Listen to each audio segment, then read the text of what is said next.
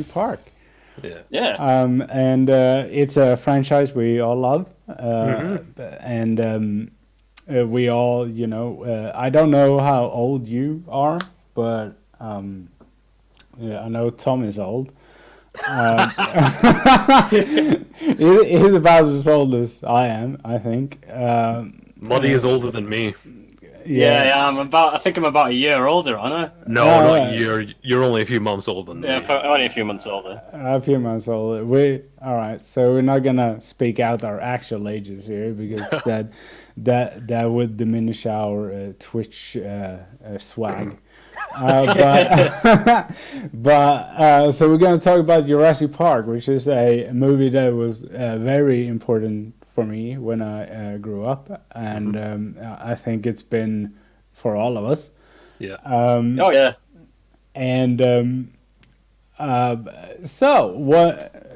To begin with, it's a little bit hard. I'm gonna show you. I have the collection here. It's an ugly collection because it's just it's a sliding DVD one. I'm holding it upside down, but. It's a sliding DVD thing with all the movies in here.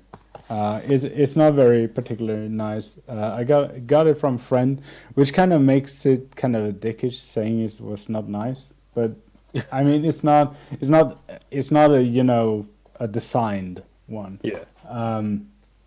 It's a nice gift though. I really liked it. But as to Jurassic Park, so when was the first time you saw it? I saw it Christmas Day, 1993, because it was part of my Jurassic Park Christmas present set. Essentially, All right. I got the VHS and a whole bunch of toys. I recently found out as a kid, I had nearly all of the dinosaur toys except the T-Rex. I think that was the only one I didn't have. Oh, okay. Well, you're one of the odd ones then, I guess. Yeah, I watched that stuff way young. Yeah. And yeah, it was just like I watched that VHS so much. I think its untimely death was getting stuck inside a VHS player. As far as I know, it's still in there. That's fucking brilliant, dude. Just I watched it so much, and it was just like I think eventually it was just worn out. It was just like, fuck it, I can't do this anymore, man. Yeah. What about you, Mike? When was the first time you saw it? Oh god, I'm surprised Tom can remember. Like, I can barely remember when I saw it. I think I saw it in the theater. Yeah. But I was like, I must have been so young at the time that my young child brain couldn't quite decipher what was going on the screen. Yeah. Okay. So yeah. I remember misremembering stuff about the film. Yeah. All right. Yeah. It's kind of common. The weirdest thing was at the very start where the guy gets basically sucked into the raptor pen. Yeah. The whole shooter. Yeah. For some reason, in my child's memory, my childlike memory of that, for some reason I thought the guy was getting sucked in by a giant cushion. I can't explain why. Honestly. All right, that's one interpretation of it. Yeah. I do remember watching some of that and being very confused of what was happening. Yeah. But I gotta say that scene is not quite clear. It's really strange. Yeah, it's not. Yeah. I think because there's a complete disconnect between the man and the Velociraptor. There's no physical. You don't see a physical connection of seeing. It's all implied. Yeah, really. And when you grow up, that scene is really powerful. But when you're smaller and you see it, maybe you're not connecting. When I first saw it, I thought the guy was being sucked in by a vacuum. Yeah. Because I thought when they were putting up against the enclosure that it would, for some reason in my head, a vacuum would help suck the raptor in so it would go forward. And for some reason I thought the guy got caught in that. I didn't realize the raptor was actually well, I can explain it a little bit. There's one part of that scene that I always found weird, and which I found weird now when I'm watching it, is when he goes up because he starts on the ground and then he gets dragged up, which is Yeah. not a really it doesn't fit the raptor No. movement at all, which kind of makes it weird. I understand why they did it, because they needed some motion, so they did it, but it kind of makes the scene weird. I think about that today when I see it, but as all right, as a child you shouldn't see it, but as a child when you see it, it's kind of weird. I didn't get to see it as a child. My big brother went to the cinema with my dad to see Jurassic Park, which I was really pissed about, and because I wasn't that old really. What was I, like 6? But I really liked the dinosaur toys. So I got all the dino toys. Like, not all of them, but I got a lot of dino toys. And I got, McDonald's had these dino drives. So I got a lot of dino toys. Which kind of shaped me as a person in a whole, because I really like dinosaurs. So, yeah, it fucked my family big. But yeah, eventually I got to see the movie. And I saw it, and I was astounded how good it looks. And I thought that would fade. But I saw it just last week in preparation for this podcast, and I can say this movie looks fucking amazing. It doesn't matter it was 1993. Like, it doesn't matter. This movie looks great. And I am astonished that no other movie has made CGI or animatronics look this great since, really, because it's because it was made in the golden age of CGI, as Plenkett put it, which is the 90s. Yeah, but like it was a weird kind of transition period from stop motion to CGI. It was kind of caught in the middle of that. But you would think at that stage there would be a lot of teething pain or growing pains, but there's not. It's ridiculous how good it looks for the time it came out with, just because of the technology being brand new. Yeah, and I think that newer movies would have learned, about lightning and shadowing and stuff like that to make it look this good, because Jurassic Park really shows how to use light as a source to hide the defects of the technology. Like when you see the T-Rex going out of its cage, and it's like, you can't really say that's, I mean, you can say it's CGI, you can clearly tell that, but how good it looks with the rain and how they shot it and with the light and everything just looks so perfect. You don't think of it, you don't think about it. No.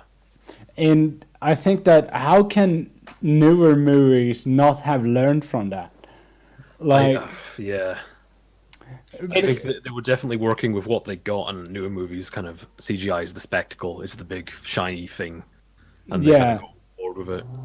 Well, here's the other thing: when they show these CG dinosaurs, there's usually something that interacts with the environment. When that T-Rex comes out of the fence, it's like breaking the fence, and when it stomps on the ground, the water around it ripples. Yeah, there's a definite weight to everything. Yeah, they add something to it to make it more realistic, So you don't really think about just the dinosaur, You think about the environment that moves with it, and what I mean is, this movie came out in '93, and it looks so fucking ridiculously good compared to a lot of movies that come out today, and that is just what should I say? Shameful, a little bit. Yeah, I mean, a little bit. I mean, they can say whatever they want to that, but that's a little bit shameful, because that scene alone feels kind of real, and I don't think I've seen a movie like the closest 10 years now that feels that real, like that scene when she steps out of that cage, because that is true. That is true. Oh, holy shit! Yeah. And I really like that. And there is a lot with Jurassic Park that puts out these really spectacular moments. You have the kitchen scene, for example. I know that is a lot of puppets as well. Yeah. And you can clearly see the CGI on the raptors now, but like back then, we watched it yesterday, and Tom had the Blu-ray version of it. Yeah. And I I watched the DVD version that I have, which I think is an older version, and the raptors on that don't quite look as good in the kitchen scene as they did on Tom's Blu-ray version. Yeah, I have a feeling that DVD you've got is just a upscaled VHS. Yeah. Yeah. On the Blu-ray version, they look really good. Yeah, they definitely higher resolution model, it seems. Yeah, and I would say, like, even if you could tell that they are CGI, they look terrifying. Yeah, and it's like they look real. You see how they're I don't know if you can call it paws, but how their feet interact with the ground. Yeah, like they are there. They can feel the kitchen sinks and stuff like that. And that is very important. I think a lot of modern movies sometimes, forget that, how to put it like that. And yeah, they do seem to forget about contextual design, as in like sound and how that character or the CG thing interacts with the environment. They kind of just, because I think a lot of it is because you've got CG character, but also the background CG, so like nothing's real.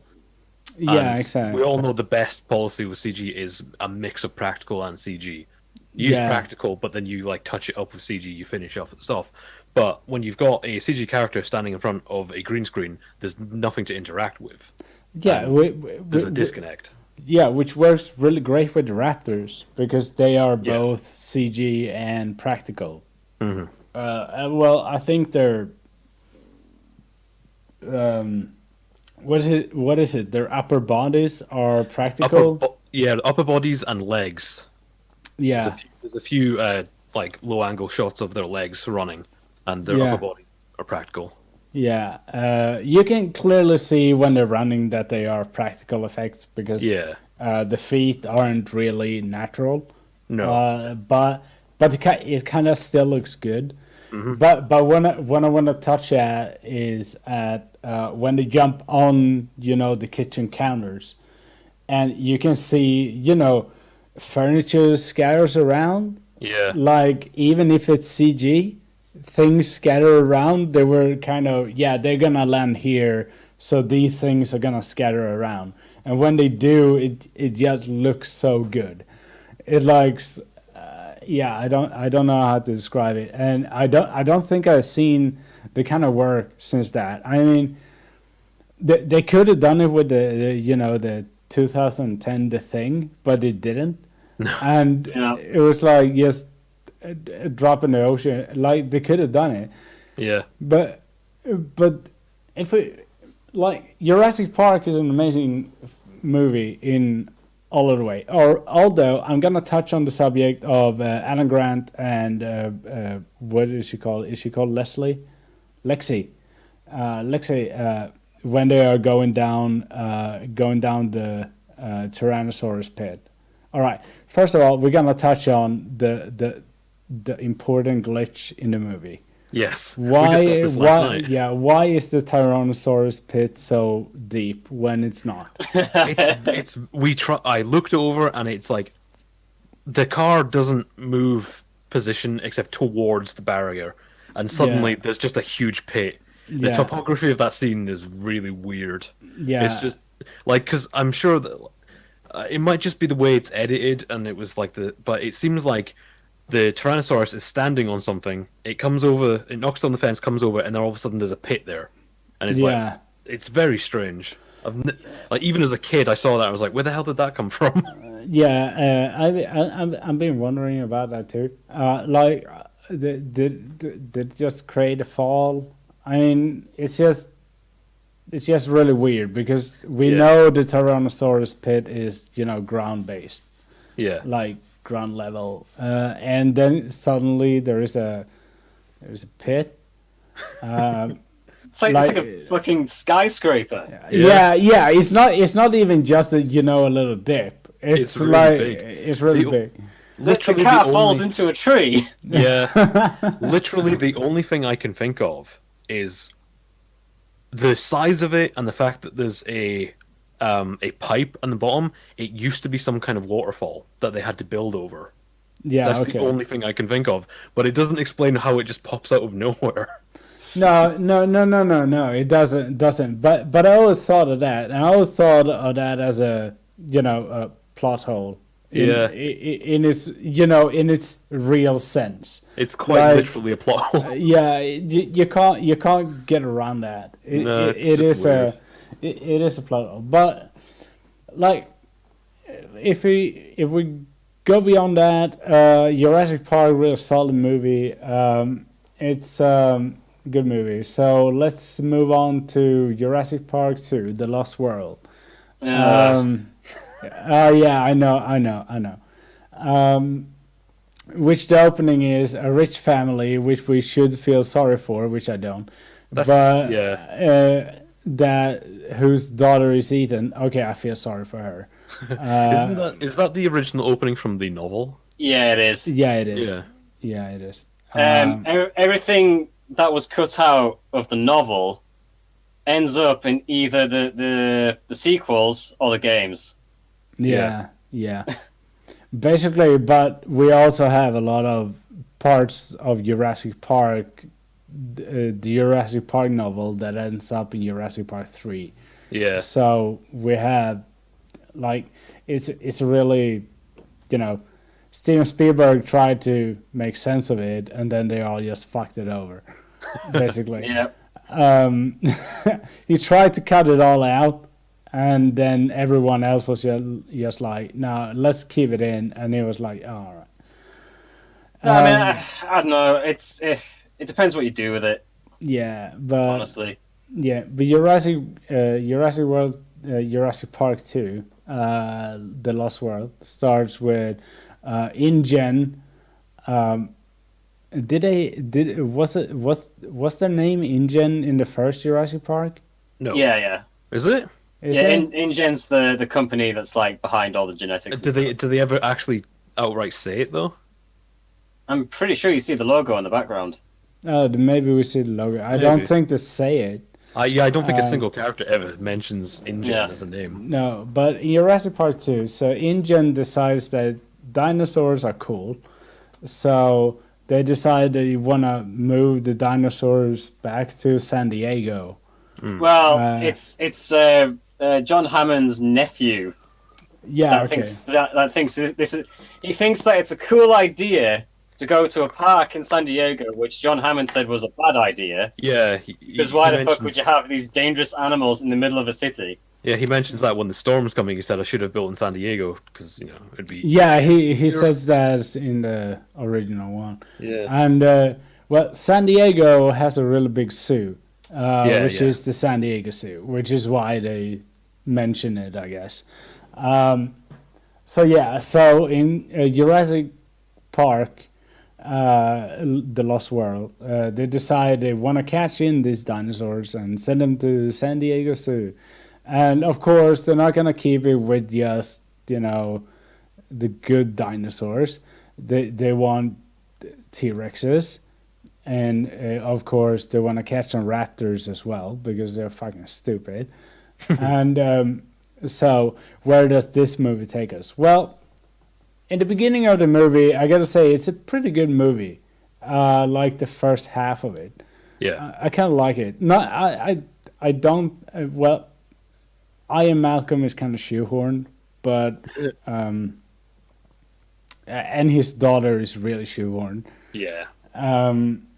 But the rest of the movie is kind of fine. It's kind of good. But then the rest of the movie is just, what if Godzilla was a Tyrannosaurus? Yeah, it does. That whole last segment is very campy almost. Tom, you said it reminded you of a slasher movie. Well, that's the part about well, it kind of is like there's a big group of people who slowly get picked off, but in particular, it's the part where they go into the tall grass and they get attacked by the raptors. Yeah. I remember watching that in the theater and looking at all these people, it's like, oh, they're here to be killed. That's their character.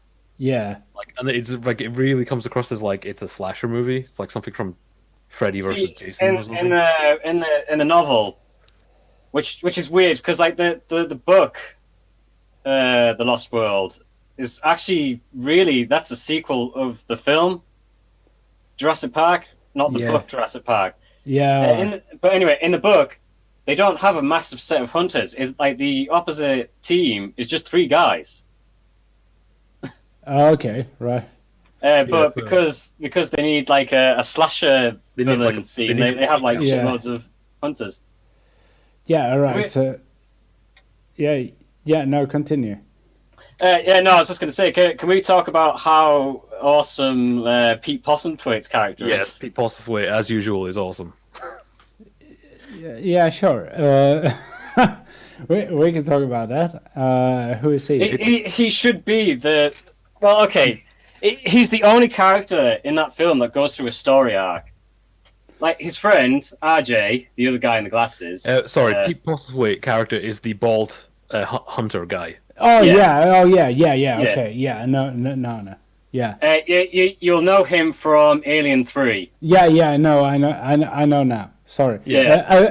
I gotta excuse you. I gotta say excuse me because I'm really bad at character names. Oh sure. Right. Okay. Yeah. So, like, sometimes if you say character name, I'm gonna be like, who? But if you give me a description of the character and what he does, I'm gonna know who it is. But yeah, no, yeah, I know who the bald hunter guy is. So it's cool. Like his whole thing is like, okay, I'll join this hunting expedition that is bound to fail. Yeah, but he also states that from the beginning, right? So that's what he says. Yeah, because he's like, this like we're gonna hunt a T-Rex. Are you crazy? Because like that's crazy. And like that's his fee. Like he's like, my fee, you can keep it. I just want the right to hunt this T-Rex, the ultimate apex predator. Yeah. So he goes through all this. A lot of people fucking die. Wait, I'm gonna ask you about. Do you know the bearded guy that is? Do you know the dinosaur knower?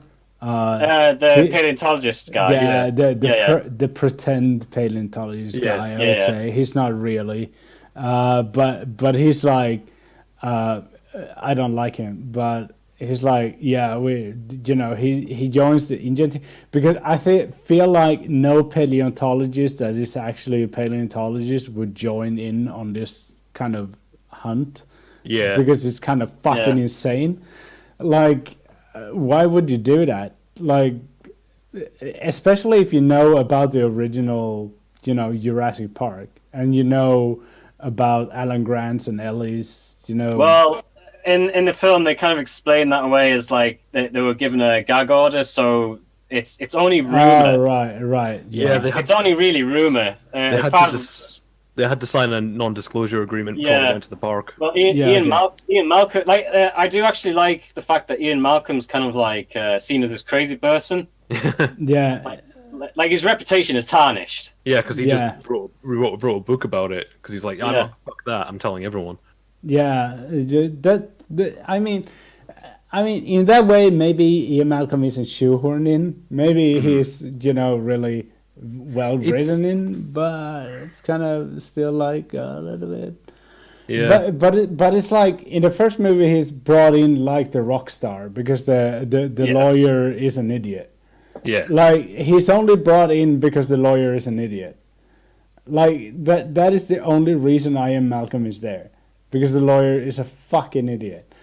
Like, and I kind of like that. And then his theory proves right. Yeah. And then it's like, oh shit. and then the second movie is viewed as a madman. But then we have to, take in that the rest of the world doesn't know about Jurassic Park like we do when we watch the movie, you know. Like, yeah, it's kind of like, I guess I don't even know why he's there. It's like, what, because he was on Isla Nublar? Yeah. I do like when he hears the T-Rex roar for the second time. Yeah. And he's like, you see his face. He's like, he's back on Isla Nublar when his leg was broken. Yeah. Yeah. Don't they mention at the start that they tried to get Grant involved, but he said no? I think so. Yeah. Yeah, they do.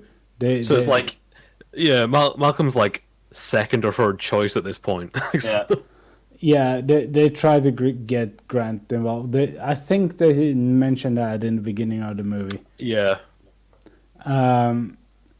But like so in Jurassic Park, The Lost World, they tried to catch dinosaurs to bring them back to San Diego Zoo, so they can build a dinosaur park for everyone to enjoy.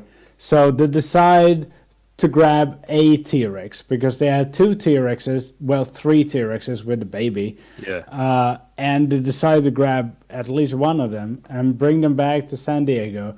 So the latter half of that movie, despite everything else in that movie, which is also having Peter Stormare swearing in Swedish, which is to my delight. Yes. But then we have the city scenes, and it's like, what the fuck is this movie? It's a completely different film. It's so weird. When the Tyrannosaurus stands on the rocks and yells above the city, I'm just like, is this Godzilla? Yeah. Is this like the 1998 Godzilla?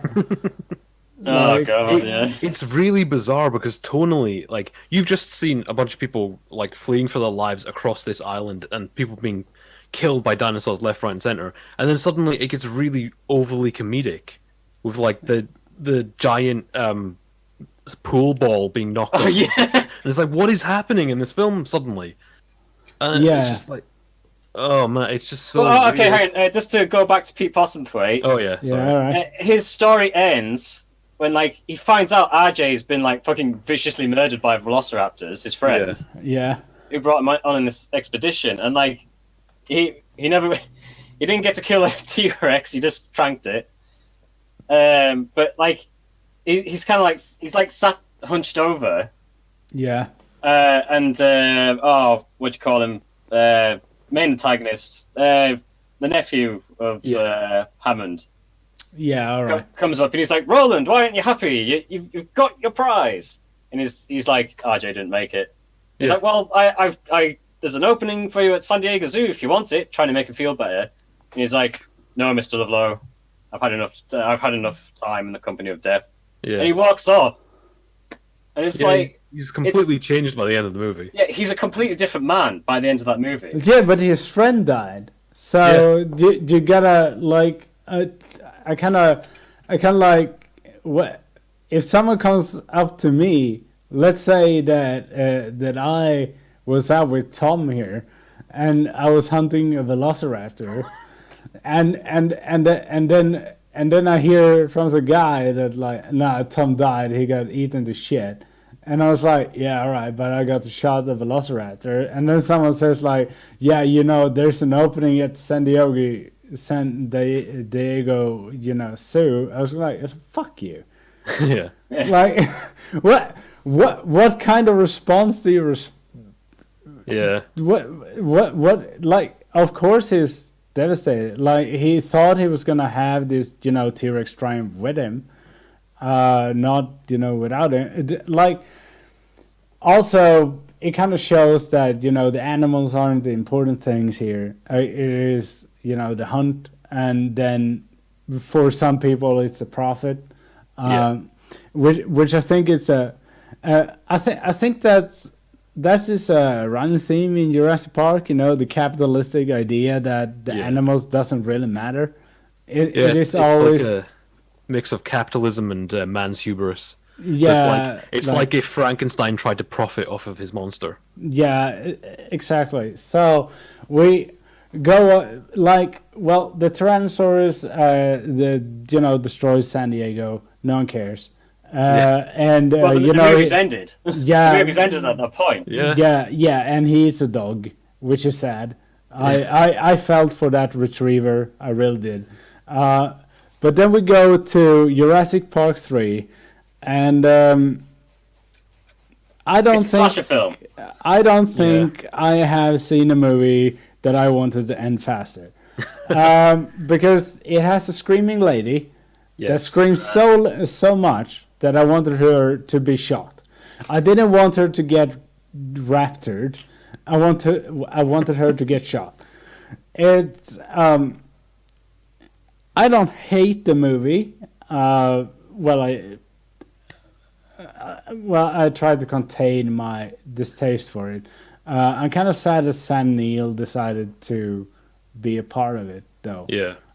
Because he deserves so much better than this movie.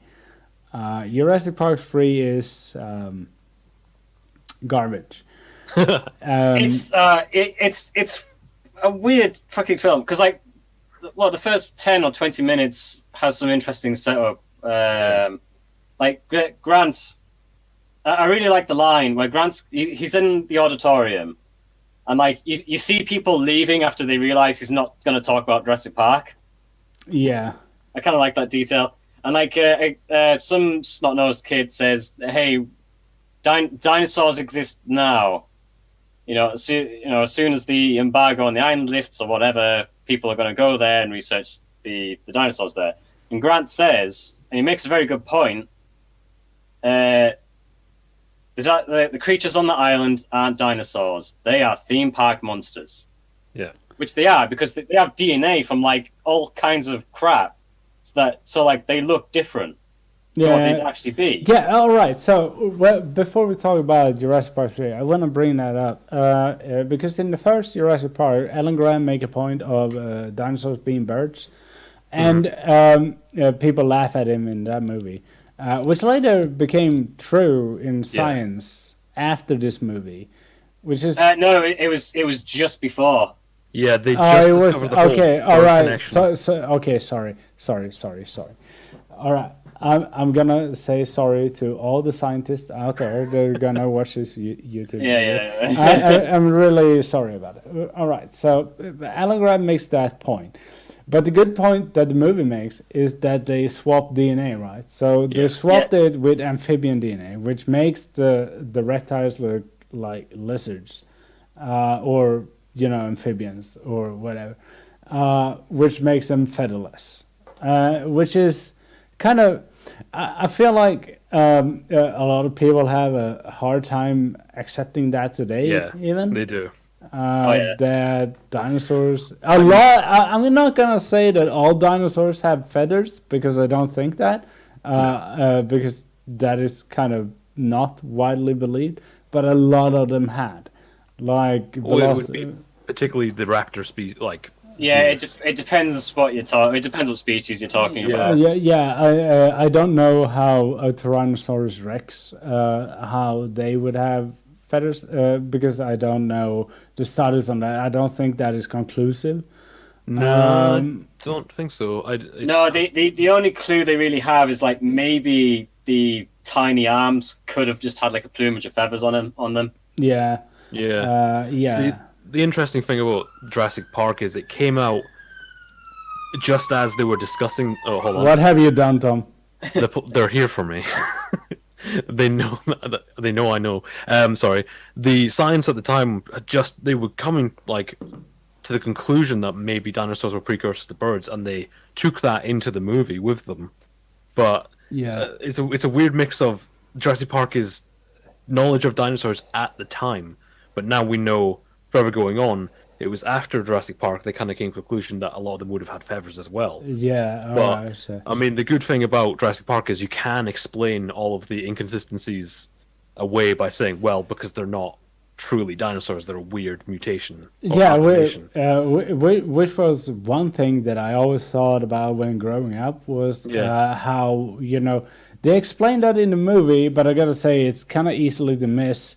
How all dinosaurs was female, And it's kind of easily to miss if you don't spare a quick, 2-second thought about when Alan Grant says they're all amphibians. Because if you don't remember that scene, you're gonna have a hard time realizing why they could all turn female. Yeah, it's they set it up in the scene with the egg hatching scene. Yeah, precisely. And they say all the animals are female, so they can't breed. And then Ian Malcolm says, "Well, you don't know that's going to stay," and that's the whole "life finds a way" speech, which sets up the idea that we confirm later on that they will change sex. Yeah, we know yeah, because they have amphibian DNA, which is, by the way, can I talk about that a little bit? Because as brilliant as these scientists are, isn't that kind of a big fuck up?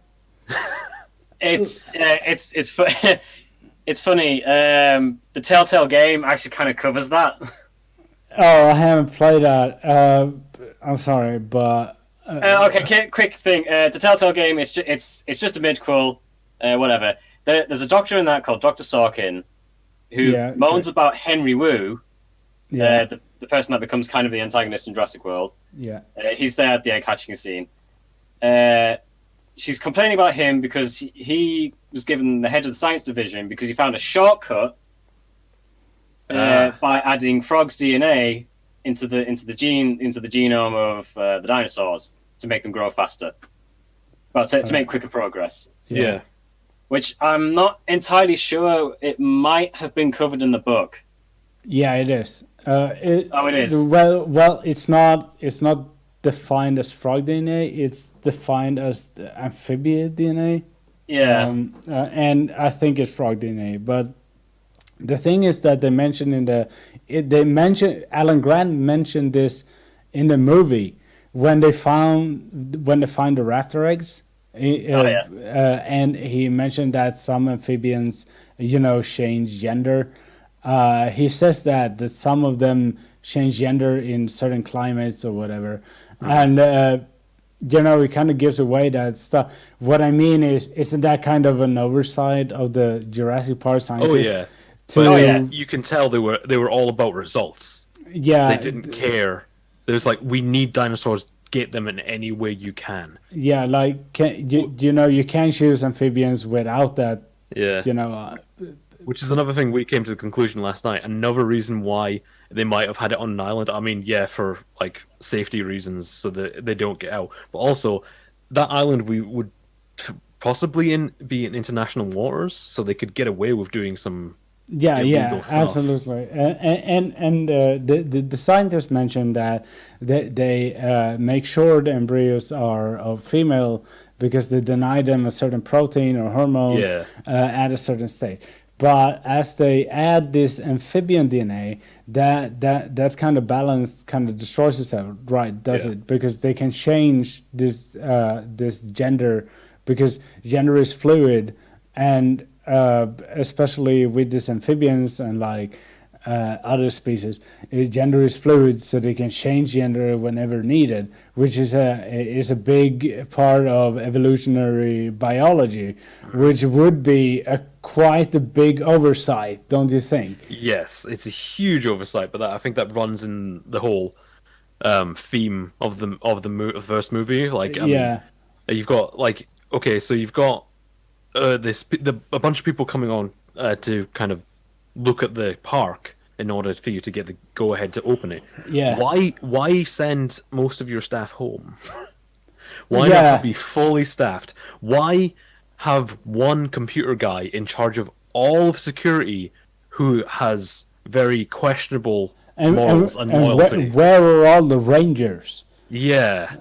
Why doesn't Muldoon go in the car with the visitors? There's so many little things where it's okay, why? And it just comes across as Hammond's so desperate to get this thing to happen that he's willing to overlook all this stuff. Yeah, but when it comes to the science, I think yes, that oversight is kind of big. They could have used salamander DNA instead of amphibian DNA. Well, it's the same, but salamanders don't choose, gender. Yeah. And it would have been safe, right? It's like, but either way, it's like, but the thing is, when we go through the movies, they never change that technology, do they? No. They're like, yeah, we stick with these gender fluid frogs, and because it works, and then we just keep doing that, even though it's kind of, fucking absurd. It's like, it's kind of like like take another DNA strand for fuck's sake, because this one is gonna reproduce. All right. Well, I mean, with The Lost World and 3, it's like the island is just running wild at that point. Yeah, all right. So it's already too late for that. I don't know. They don't really talk about it in Jurassic World. I don't think about exactly what they're doing. Maybe it's been refined. Well, maybe, but at that point in Jurassic World, they don't give a fuck. They're mixing in like all sorts of DNA from well, we can talk about Jurassic World a little bit, because we need to talk about 3. Yeah, we need to talk about Jurassic Park 3, not Jurassic World 3. Sorry. Jurassic Park 3 is a clusterfuck, and it's because they introduced the Spinosaurus, right? Oh yeah. And they introduced it without knowing a whole lot about the Spinosaurus, did they? Like, they didn't know what the Spinosaurus was, did they? Well, just Mike told me last night that they just wasn't not long before that movie came out. They just discovered its actual shape of its skull. It's true. They used to think it was like kind of snub nosed, but it's actually kind of got an almost crocodilian skull. Yeah, so they realized that the Spinosaurus was mainly a fish eater, and so when this movie came out, it was like, we're gonna change it to a crocodile's mouth, but we're gonna have it acting like a T-Rex. Yeah, it's kind of weird, and it was like, why didn't you just use an Allosaurus? Like, because if you use an Allosaurus, it would be like a T-Rex, a little bit smaller, but a little bit faster. So it would be a little bit more exciting. I think it really just boils down to, well, this is an interesting looking dinosaur. It is just aesthetics in the end. I think it looks different enough from a T-Rex that you wouldn't mistake it, but it also looks more visually impressive. So it was like, and it's bigger. So the movie logic that bigger means better. Yeah, right. But in reality, isn't even sure it's bigger. But all right. So they choose the Spinosaurus, which is a terrible choice. But but also, if we just talk about the movie, it's shit. It's garbage, and I feel like Sam Neill always deserved better than this. But so what about the movie? What happens in it? So a kid is lost on an island, which has a lot of dinosaurs. After like a paragliding incident. Yeah. Oh god, that whole scene doesn't make any fucking sense. Like, nope. Apparently there's like water, like aquatic dinosaurs that rip up the boat in seconds. It's either that or it's the it's the it's the pterosaurs. They're not dinosaurs, but pterosaurs rip up the paraflight, and so the son is lost, and they try to go get there, and they decide to hire Alan Grant because he's a dinosaur expert, because they know there's dinosaurs there apparently, to go on this island and help them out because there are dinosaurs there, although they were attacked by pterosaurs, which is not dinosaurs, which is whatever. We don't delve into that. But so they go to this island, and they land on there with no armed guards, and they just, let's go there. And I can't believe that Alan Grant would go there without a militia. He was tricked. All right. Sorry. Because they said, we're gonna go on a plane and we're gonna circle around the island, and that's it. We're not gonna land. Yeah, he's there. Oh, okay, all right. Sorry. They ask him to like point out, like describe stuff to them because they're sightseeing tourists. They tell him, and they just want to go around. And he's like, okay, as long as we don't go on the island. All right. So sorry, I ignored a lot of the movie apparently. I gotta admit that, but it's like, all right, so they land anyway, and the bitch starts screaming, which is immediately. Which is basically where you grab the shotgun and just shoot her. Yeah. But so the movie moves along, and we find out that the kid is alive because he's a miracle kid. He uses flash grenades and hand grenades and whatever the fuck he finds, and he survives the Spinosaurus miraculously, and the raptors that are there, and no one else does. Like he's like super dino. Isn't he like right next to where the Velociraptors like hang out as well? Yeah, he is. He's found in that the other crash plane. Yeah, something like he's like it is a plane, right? What the hideout? Yeah, what is it? It's like some kind of hollowed out oil tanker. Oh, is it? Okay, right. So it's not a plane, but whatever. Like it's like you see, we don't even get that much attention from this movie. It's like it doesn't even care. But it's like, so the Spinosaurus has a couple of good scenes, like some murder scene or something like that. They try to reenact a lot of Jurassic Park 1 scenes with it. Like they try to show it hunting or something like that, and it's just garbage. It's I mean, this film cannot wait to get started. No, they land on the island, and within 10 minutes, the Spinosaurus shows up and kills most of them. No build up. It's just there.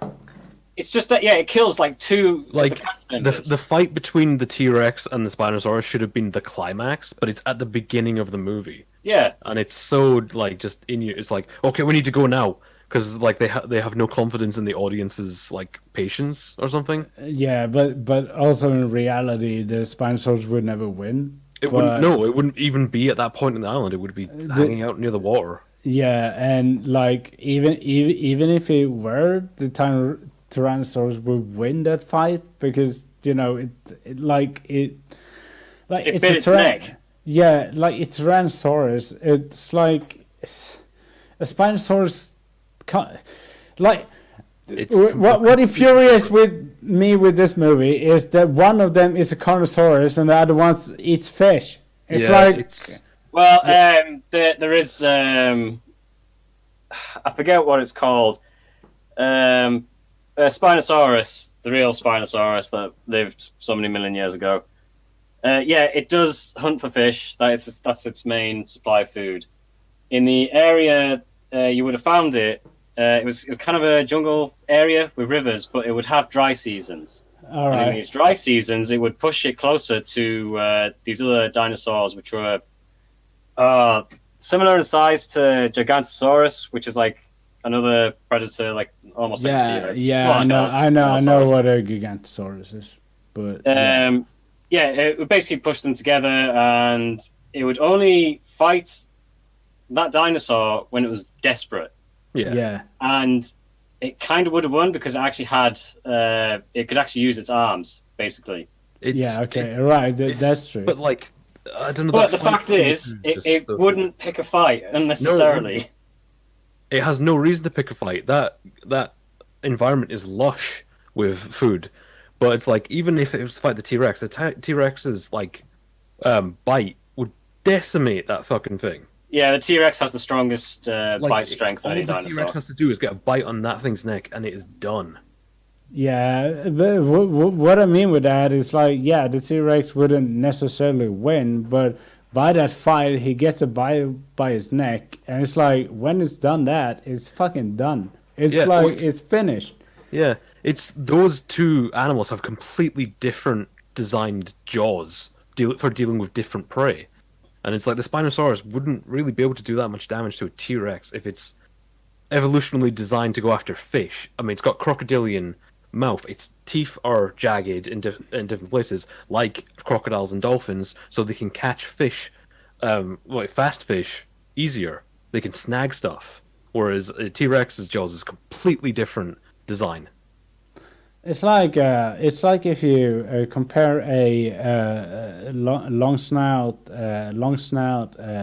dog and a Rottweiler. Yeah. It's like, yeah, the long snout dog can do damage to a Rottweiler, but if the Rottweiler gets a grip, it's fucking done for. It's like, so when we see the movie, it's like, yeah, all right. So he gets the grip, but I mean, yeah, it's like if the T-Rex get the grip, it's done for. Like it's finished. But like the animatronic for the Spinosaurus looks fucking awful. That looks too. great. I think that looks so great. bad. I thought it was good. Well, it looks really bad when you first see it, and it's like it eats one of the mercenaries. Yeah, no, it's standing really weird. Like it's shot so weird. I think it's the way it's shot. Yeah, I don't think the animatronics themselves are bad. I think the camera. That whole like opening scene of when you first see the Spinosaurus is weird. Yeah, like it seemed like. Maybe because it's in the middle of the day, so it's so bright. Well, it's in the middle of the day, and it's literally the first dinosaur you see up close. Yeah, but like later on, it's like pretty good. Well, that's because it's in the dark. Yeah, that's true. You know what it is, because I'm thinking of the scene where it attacks the boat. Yeah, that's what. But I think the Spinosaurus. But here's why I talk why the first movie looks so good, because they never expose these things. Yeah, you know, they never let the camera or the light expose these flaws. You know, they always shot these animatronic things in the perfect light. They never show these flaws. And in Jurassic Park 3, while the animatronics are just as good, they just bloat it out. They don't care. It's like they don't care about camera angles or anything like that. So you see it and it looks kind of weird. Is it maybe because Steven Spielberg isn't directing it? I think a lot of it is it, because I think that the first movie would have looked a lot worse if someone else did it, because I think he kind of directed it like, no, we need a lot darker light here and we need a lot lighter light here, and he directed it so the animatronics didn't seem unnatural. Like, can we talk about the scene where Lex and the other kid in Jurassic Park 1 is in the car and the Tyrannosaurus just smooches it, and when he nose breathes the window when they light the flashlight, like that scene. Without Steven Spielberg, I don't think that scene is possible. Yeah, because I think a lot of other directors would have tried to shoot that in a wide angle to show like the whole thing, and that wouldn't have worked. It would have looked cheapy. Yeah, and precisely. And he chose to just show the window of the car. It puts the audience in the car with the kids. Exactly, and it's fucking terrifying. Yeah, it's like. Or when the Tyrannosaurus just bashes through the car window's top. Did you know that that's actually real? Yeah, they didn't expect that to happen. I know it's real, and I feel sorry for the kids. Yeah, like I actually do. Hey, it's a real reaction. Yeah, and well. I'm gonna say that right now to everyone that's listening to this podcast when it goes up on YouTube. I don't feel that's okay. No. It was an accident, though. Yeah, it was an accident, but I don't feel that's okay. I just want to say that don't put your actors through hell. Like we had that in Cannibal Holocaust. It's not okay. But I'm gonna say that like I feel like without Steven Spielberg, the first Jurassic Park wouldn't have been so good because there's a lot of directors out there with really weird. They have really weird visions about stuff, and he was just like, "We're gonna get this good, like I don't care." And he was like, "I don't care what I want this to look good," and he made it. Because I don't can you name any other director that could have made the first Jurassic Park? Well, I can't think of any of the film that actually has decent dinosaur effects in it. No. No, and I can't think of another director that could have directed dinosaurs that way. Like I mean, what maybe Tremors? No, that is so far apart though. I wouldn't say the guy who directed Tremors would do a good Jurassic Park. That would be totally weird. Yeah. Because Tremors is like a weird horror comedy, whereas like Jurassic Park is very serious horror. Yeah, what I mean is just pure cinematography. If we talk pure cinematography and pure directory to that cinematography, could any other director had made Jurassic Park? Probably not. I think other directors would focus too much on one thing, like characters or drama. And other directors would try and do something really weird with it, and it would just be a mess. And Steven Spielberg thought, you know what? Let's do what looks best. Yeah. And he fucking did it, because that movie, and I can watch Jurassic Park today, and it still looks better than 90% of the movies I watch today. Like, and people say you're over exaggerating or whatever, but I don't think I'm doing that, because have you seen movies today? I mean, come on, it's like a lot of them they should look better. I haven't seen The Meg now, but I have a feeling that it doesn't look as good. But I mean, it's just Jurassic Park is like the monster movies of Jaws. Like I don't want to compare to Jaws, because that's the worst cliche out there. But let's compare to Jaws.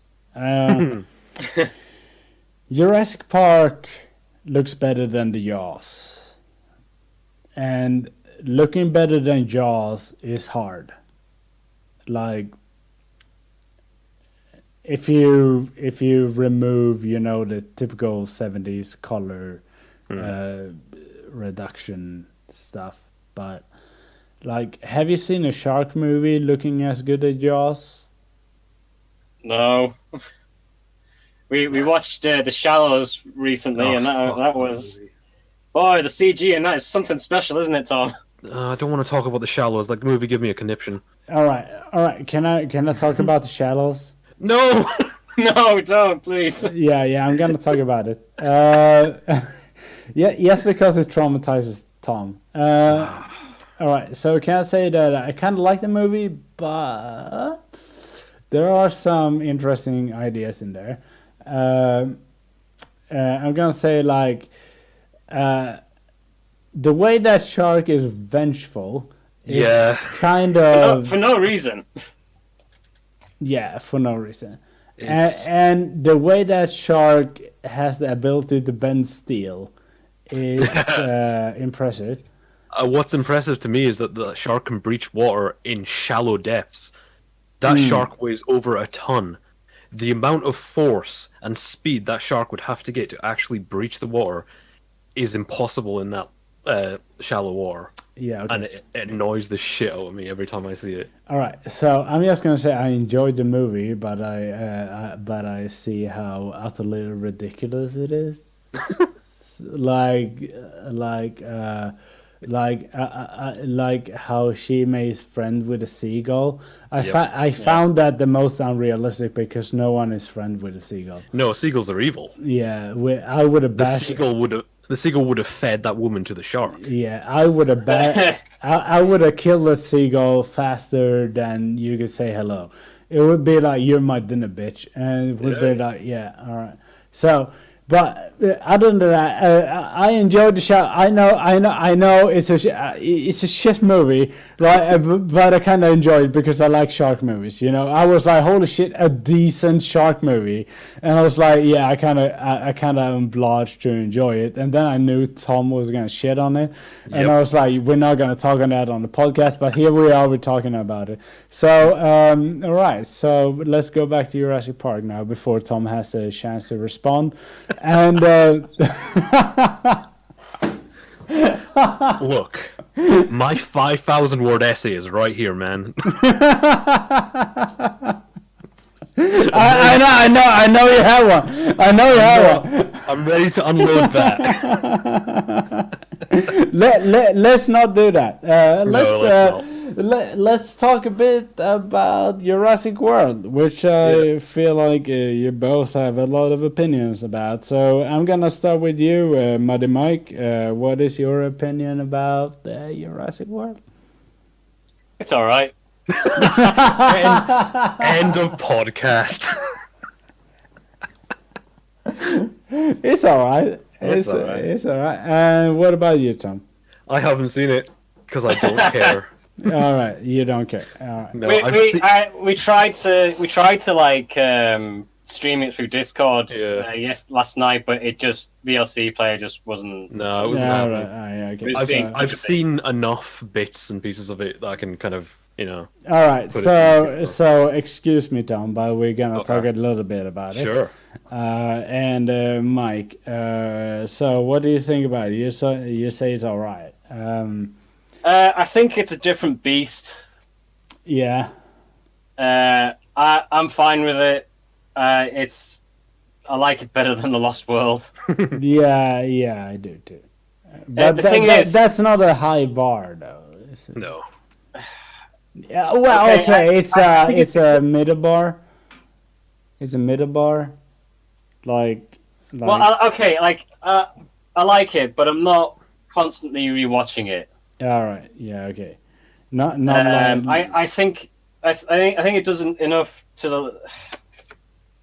I like where it is in like the canon and the universe of Jurassic Park. Yeah. I'm fine with it. I do get annoyed when people are like, raptors are following Chris Pratt on his motorbike. It's so stupid. And it's like, well, trained cheetahs do the same thing. Yeah. People seem to underestimate how smart raptors are. Also, ignoring the fact that these are genetic freaks. Yeah. Yeah. We talked about this last night. I mean, during the egg hatching scene, he fucking says they imprint on the first thing they see. Which would have been Chris Pratt's character. Exactly. Owen Grady. And like, I do love the scene. Like, he's on the motorbike and he's got the raptors out. And he previously said, this is a bad fucking idea. But like, and he's kind of like, yeah, and he's kind of like looking nervously, like giving a nervous glance to Blue. Yeah. It's like, oh, this can go seriously fucking wrong. Yeah, but what I like with that, I'm gonna take you up on that because what I like with that movie, what I dislike with it, I'm gonna say I wasn't a fan first time I watched it in the movie theater, but I decided to rewatch it and rewatch it and rewatch it. Because I felt there was something there that I missed. And I hate to be that guy that watch a movie and just, dismiss a movie out of, sheer, nostalgia. So I was like, I gotta rewatch this because, I'm clouded, in Jurassic Park nostalgia. And I gotta say, those are my favorite scenes because something with Owen's character and his relationship to Raptors really speak to me because not only does he say it's unreliable, he says it's like it's a mutual respect thing. It's not like he has control over them. It's like they mutually respect each other. So it's like always this. So when they say, "Well, you control the Raptors," and he's like, "Yeah, but I kind of don't." You know, they're like revolutionary anarchists. Like they're gonna overthrow him the first chance that they got. So it's a little bit like, you know, Stalin, the Soviet Union, and anarchists going at him, and it's like, yeah, they're gonna overthrow me in a second now. So, and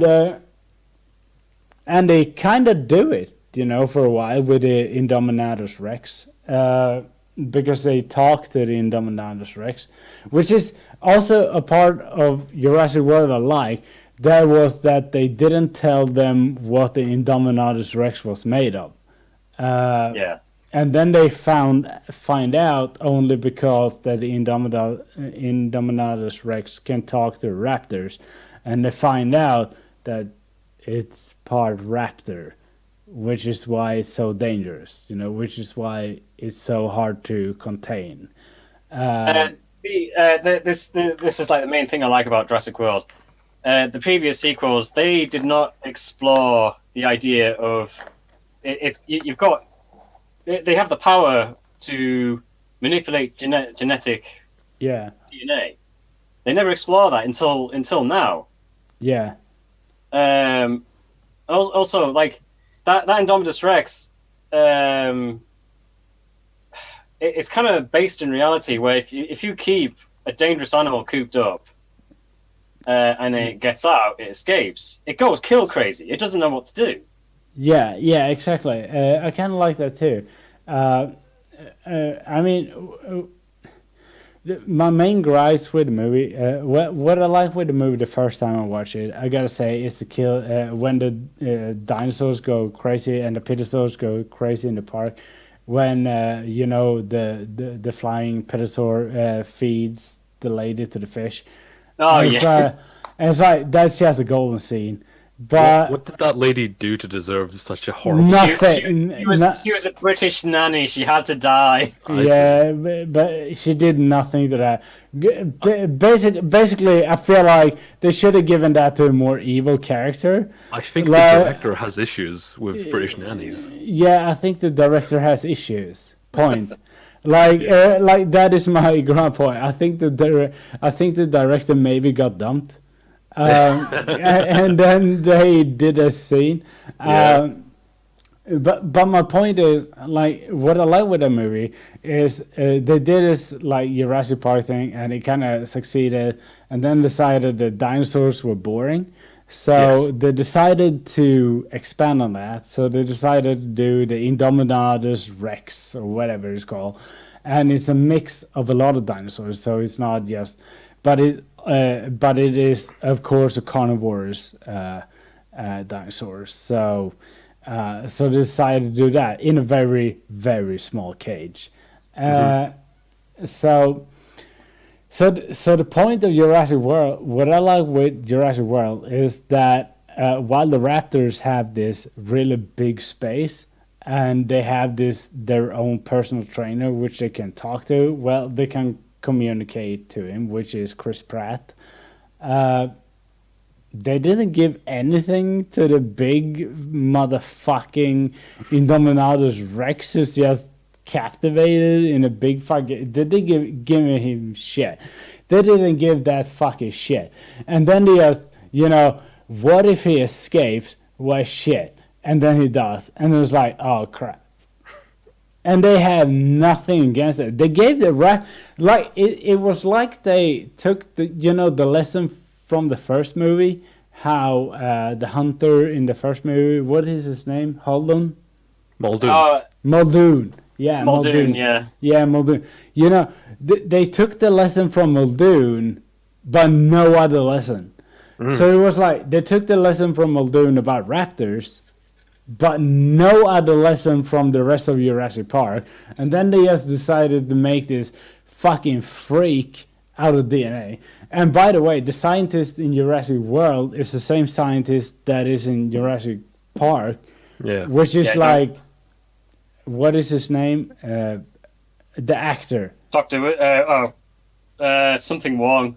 Yeah, Wong. of course, but like, and that scientist didn't learn shit.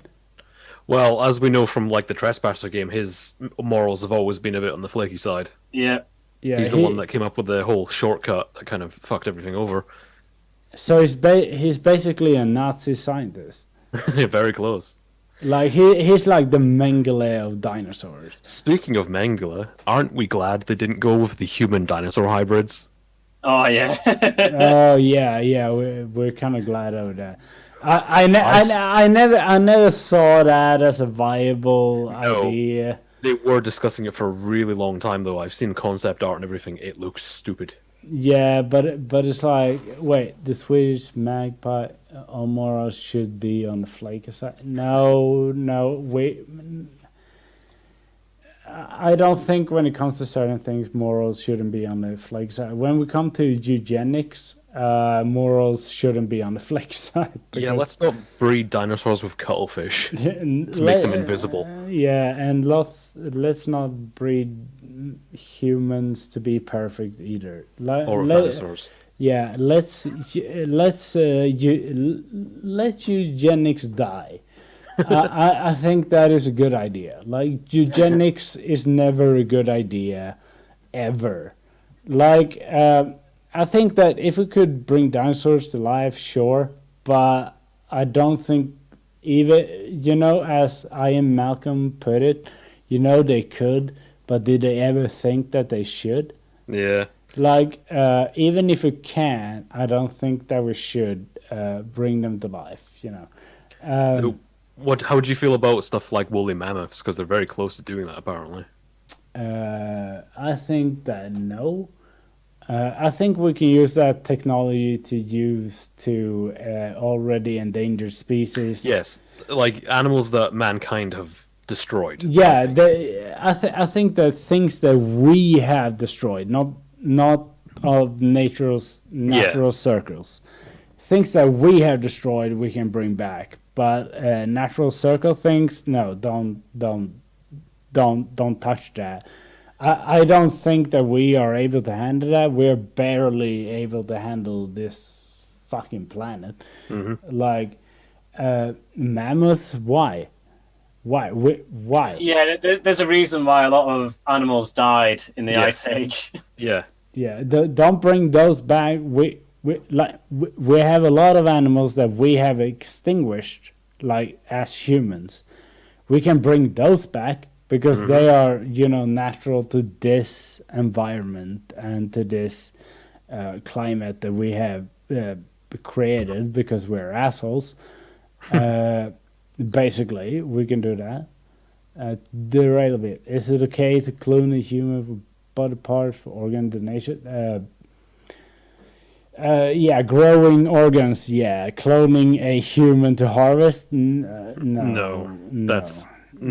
That's getting on the darker side of morality there. But, like, we won't need the full body. I mean, it's getting to the point where we can grow individual organs just on their own. Yeah. Or there's another one is growing them in pigs, which I'm not entirely sure about. That's kind of weird. Yeah.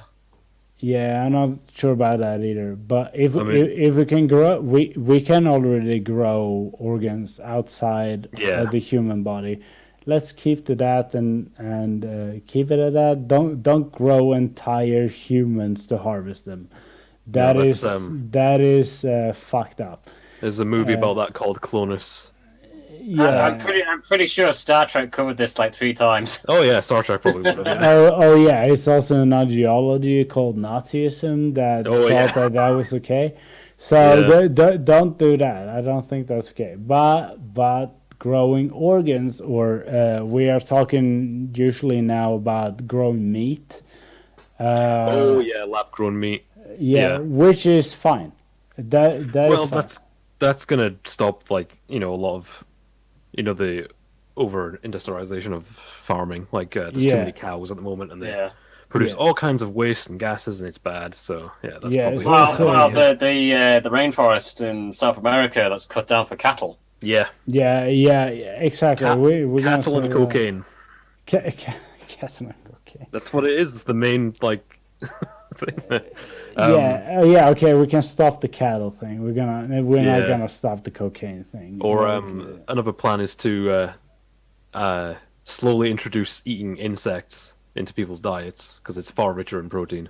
Yeah, I can support that. I mean, I have eaten a bug or two, like I have reptiles, so of course I have eaten a bug or two. I have eaten a cockroach. Basically it was this. I had I had 3 leopard geckos, right? So one time I had a terrarium full of cockroaches that I grew. And my friend was like, "Can you eat one of those? Do you dare it?" And I was like, "Yeah, sure. Don't worry." And I was like, "Well, would you eat a cockroach?" And I was like, "Yeah, yeah, sure." And I was like, "Are you sure?" Yeah, you get $10 if you do it. And I just grabbed one and ate it. And I was like, "Yeah, where's my $10?" And I was like, he was like, "Yeah, here's $10. I can't believe you did that." And I was like, it's just cockroach. It's like, like I feed my lizards this. It's like I mean, when it comes down to it, we eat far worse stuff on the daily than cockroaches. Yeah, it's like, what the fuck? And I told him about, Scottish, what is it called? Haggis. Haggis, yeah. And I was like, "Do you know what a haggis is?" And he was like, "No." And then I showed him a haggis, and he was like, "Oh, fuck." It's easier to describe what haggis isn't. So much in there. You know what it isn't? Food. Food, yeah, it's not food. But it's like, I usually see when people do all this stuff, it's kind of fun because usually it comes down to because I'm a hunter. It usually comes down to what kind of meat. So people usually ask me, what if meat was unavailable at the store? So they ask me, what would you do then? Because, I can't shoot a boar every day or whatever.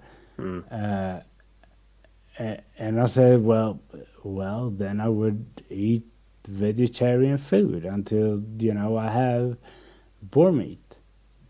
And then they look at me like, "What?" And I was like, "Yeah, what? Do you think I would just stop eating or something like that?" Like, of course I would. I mean, I'm not.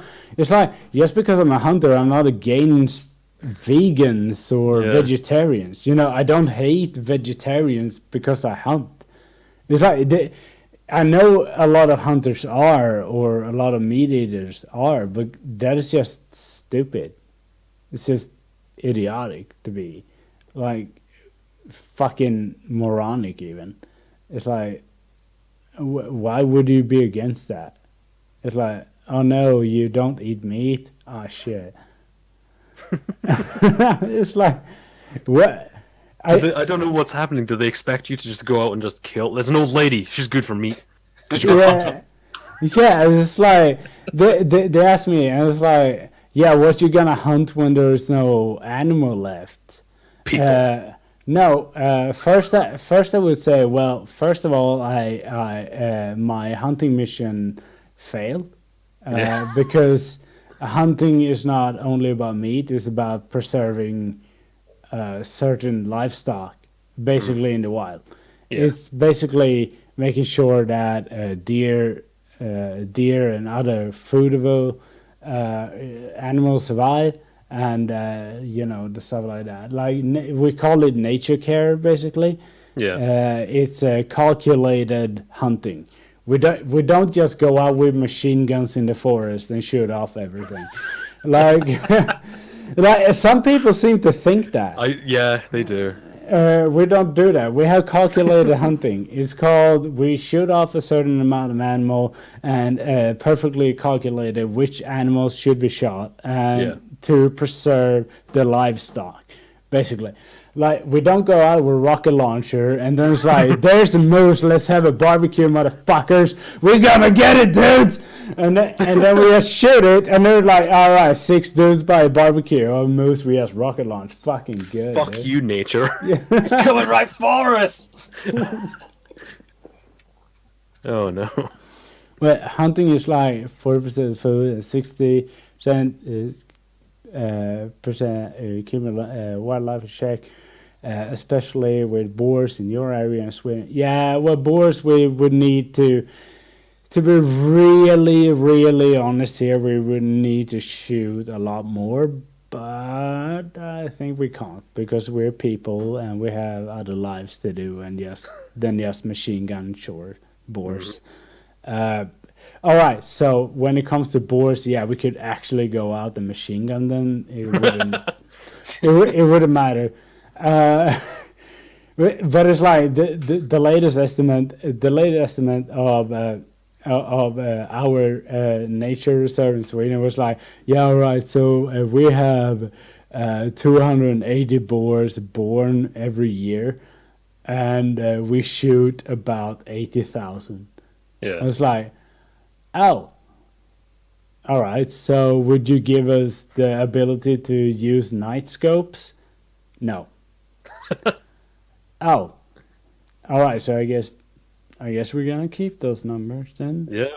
Yeah. So when I hunt boar, I have to use my regular scope, which is a daylight scope, and I am not allowed to use light, and I'm not allowed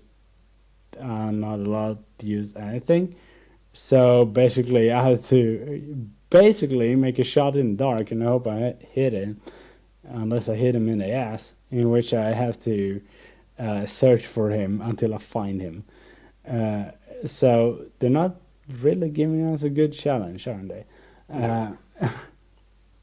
But anyway, if we go back to monster movies, I know that you, Tom, has seen Carnosaur. I've seen a lot of Carnosaur. Did you wait? Was it? Do we count this as Carnosaur or Carnosaur 4? I don't know. I think Raptors is Carnosaur 4. Right now, Raptor is Carnosaur 4. Yeah. Yeah, I'm mostly talking about the original Carnosaur and the second Carnosaur because they're kind of. I kind of like them because they're. Carnosaur is great fun. Yeah, it's great fun, but then you see Carnosaur 2, and they kind of reuse some. That's all the Carnosaur movies. Yeah. Seriously, Raptors is kind of amazing to watch because it's so interesting to see characters appear on screen wearing really weird clothes, and then you soon realize, oh, they're wearing those to match the original footage from Carnosaur. It's really weird. Oh. Like a guy will turn up wearing something really like out of place for the scene, and then all of a sudden it cuts to footage from Carnosaur 1, and they've tried to match the clothing. It's so weird. Okay. All right, so they. Oh my god. So you've got this woman wearing this black outfit with like, I don't know, it's like white sellotape down the arm, and you're like, what the fuck is that? And then you realize it's because it's from Carnosaur like 2 or something. Yeah. Okay. And then you've got two groups of like, I don't know, special ops Marines guys. One of them are wearing your basic black nighttime stuff. The other are wearing snow camo. And you're like, what the fuck is happening? Why are you... And then you realize it's because they have 2 movies to work with, so they have 2 different teams in one movie, so they can split up the footage. It's so mad. Yeah, all right. And then there's the 8-minute sex scene. Wait, Tom, wait. I'm just gonna say, the Switch Magpie, don't worry about the derailing. That is natural in our podcast. We always do it, so don't worry about it. We're soon gonna derail into whatever the fuck. So don't worry. All right, yeah. So console movies. I saw the first one, and I think I saw the best of the worst by Red Letter Media, or the second one. And I'm gonna say I like it. Like, I don't really like it. Like, it's kind of painful to watch, but it's a fun ride. It's like the opposite of Sharknado, because Yeah. Because when you watch Sharknado, you know it's gonna be shit, right? Yeah. So when you watch Carnosaur, you kind of know it's gonna be shit, but you don't expect really how shit it is, right? So when you see it, you get pleasantly surprised of how shit it is. It got these dinosaurs models, which are, I'm not gonna say they're really bad, but then they kind of use when there are close-ups, they kind of don't use the models, but they use like sleeve arms. Yeah, hand puppets. And hand puppets is giving too much credit. Oh well, yeah. It's like long sleeved gloves they use. Yeah. And they're like, and it's like, and the second movie is like just a rehash of the first one. I saw that too, unfortunately. I even own them, which is a shame, but I can't get my money's back worth of it, so I kind of have to keep them because I think I have to pay someone to get them. But there are more of them.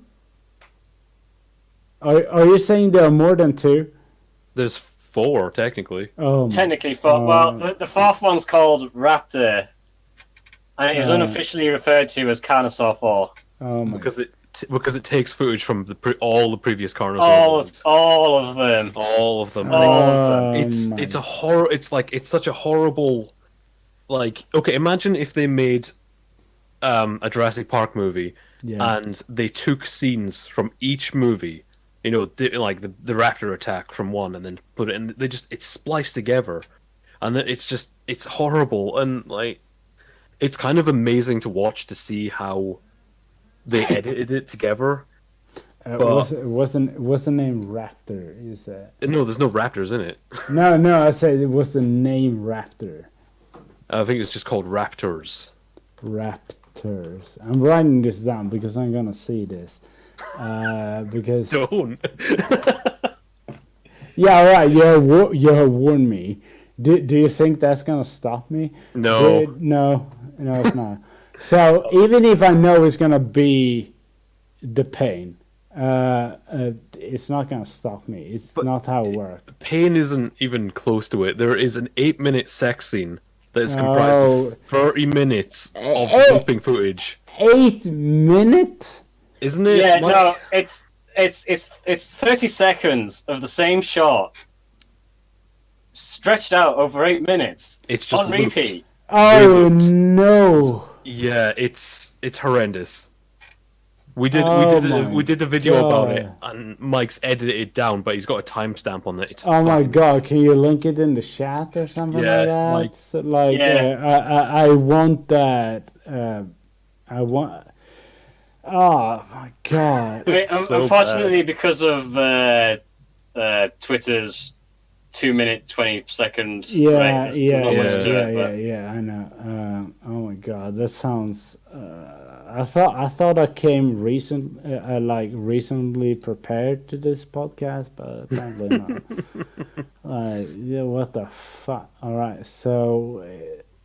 All right, can we play this on the pod? I did censor it. Yeah, you censored it, but I still think there's a nip slip or two. Yeah, there's a nip slip. Don't worry about it. Do you think I can play it on Twitch? I wouldn't risk it. I wouldn't risk it. No. All right, I mean, we could. I think if we link it in the chat, if anyone wants to watch it. Yeah, hang on. Yeah, dude. I wouldn't play it on Twitch because there is nudity. It's so strict. Okay. So we're not gonna. We're gonna. Oh yeah, I survived the Twitter purge apparently. Oh yeah. I gotta say it's kind of surprising to me.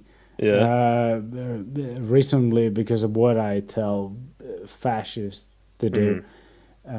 Especially the time I told Gavin McInnes to reinsert that butt plug and choke on it, and he responded to me like, well, I only did it for show to trigger the libs. And I was what? like, yeah, do it again but deeper until you choke. And I'm still not suspended from Twitter. I'm kind of proud of that. What is this fascination with triggering the libs by doing really stupid, demeaning stuff to yourself? I don't know. It's like it's come to this point where the libs are so sensitive about stuff, but we really aren't. Really? This coming from the crowd that got upset there was an Asian lady in Star Wars. Yes. This comes from the "We Hate the Last Jedi" crowd. But the thing was, Gavin McInnes is kind of special because he. I know we're derailing a little bit now, but I gotta explain this because it's hilarious. Gavin McInnes works for a Canadian far right movement called the Rebel Media, right? So they are like they're maybe not exactly Nazis, but they're kind of fash. And so Gavin McInnes is a guy. He began working on BuzzFeed, and he has worked his career down from that. So his career ended up in Rebel Media, in which he has had his Gavin McInnes show, in which one of the shows he decided to trigger libs by putting a butt plug up his ass. And then when he couldn't hold it in anymore and it plopped out, they added a plop sound, when it popped out. And it was like, oh no, I'm so triggered. And it was like, yeah, that is just to trigger the libs, I don't understand. Yeah, so a week after that, he whipped out his penis line on stream, like, yeah, suck on this libs, and I was like, yeah, right now, but whatever, no one cares. Okay, is this you making a point? Like, I thought the entirety, if you're gonna have a counter argument, was to make a counter argument. Not to really shitty troll people. Yeah, so he triggers the libs a lot. Oh, I bet he does. I do like that's like me saying, "Oh, I'm gonna trigger the libs by eating ice cream." Yeah. Yeah, fuck you. It's like, okay, Gavin, you're clearly doing something you want to do. Yeah, right. So you saw my nickname before this, which was Scrub Lobster Daddy. And you saw my profile pic with the bunny ears and stuff like that.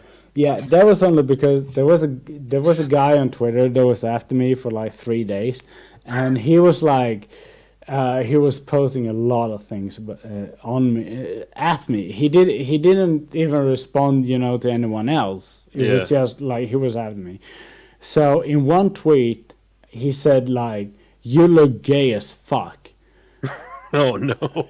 And then I was like, "I look gay as fuck. Let me show you what that would look like." And then I changed my name to Scrub Lobster Daddy, and I changed my picture to that bunny filter me.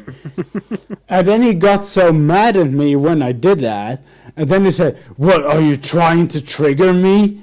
And I was like, "No, I'm just showing my real personality." And he got really, really mad at me after that. So you got triggered. Yeah, so he got real triggered, and then he blocked me. And that's the ultimate hero move. When you start a fight with someone.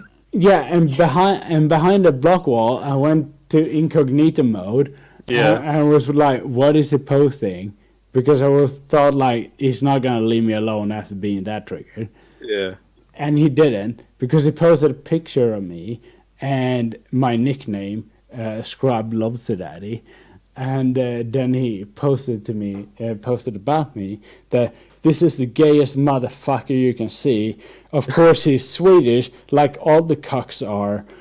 Fuck him in the ass. And then I answered with an anonymous account, like, "Yes, daddy, fuck me in the ass." And he blocked that account too. I think he's projecting. Yeah, he might be. I think he is really into you. He's too much of a manly man to admit it. Yeah, I think he's a little bit in love with me. See, he's an alpha, so he can't Yeah, so he can't really say that I love you, Daddy. He's gonna pull on your pigtails in class. Oh, yeah, that's the thing. This all sounds like shit that would happen in high school. Like someone, oh, that's so gay, and it's like that. Okay, that has lost all meaning. You know, in high school, the go-to fucking but it was like in kindergarten when you pull a girl's hair, it's like, ooh, girls are disgusting, but really you're just exploring your future, you know, sexuality or whatever. But he's got a picture. He's got that picture printed out on a pillow. Now we realize. Yeah, I know, which is kind of worrying, but like it's like I didn't do anything, and then a shitload of friends started messaging me, and I was like, "What the fuck is up with your account?" Because they thought I was hacked, right? And I gotta say, Tom, that you didn't ask that kind of hurts me, but. I was full. I give you Scrub Daddy. Thank you very much. I was on board with I didn't care what was happening. I was just, I'm on board with this. This is great. Yeah, but the thing was, it was a simple troll, right? And it was like, and it was just like me amplifying it, and people were like, you're just overdoing this. And I was like, yeah, fuck yeah, I'm overdoing this. I'm gonna overdo this to the fucking end. And well, now I'm back to normal. But it's like it was a really fun time, because every time I responded to a political tweet about someone always called me out. Yeah, but you're called Scrub Lobster Daddy, and with that picture I can only imagine you suck cock. And it's like, yeah, I have 4 cocks in my mouth while answering you right now, fascist. And it's like, it was a couple of fun weeks, I gotta say. I always find it really funny when these people insult you, but they always use the insult they would find insulting. This is what I mean by projecting. This is why they're always saying, like, calling everyone cucks, because they're afraid. Yeah, but it's like if you call me gay, I'm not afraid of that. No, why would I be afraid of that? It's like it always makes me laugh when people like say shit like that. I had it once where some guy called, "What are you, gay?" And I'm like, and I was just like, "Yeah," and no comeback. He like, but that like, where does the logic fall? What, were you expecting me to panic? I don't give a shit.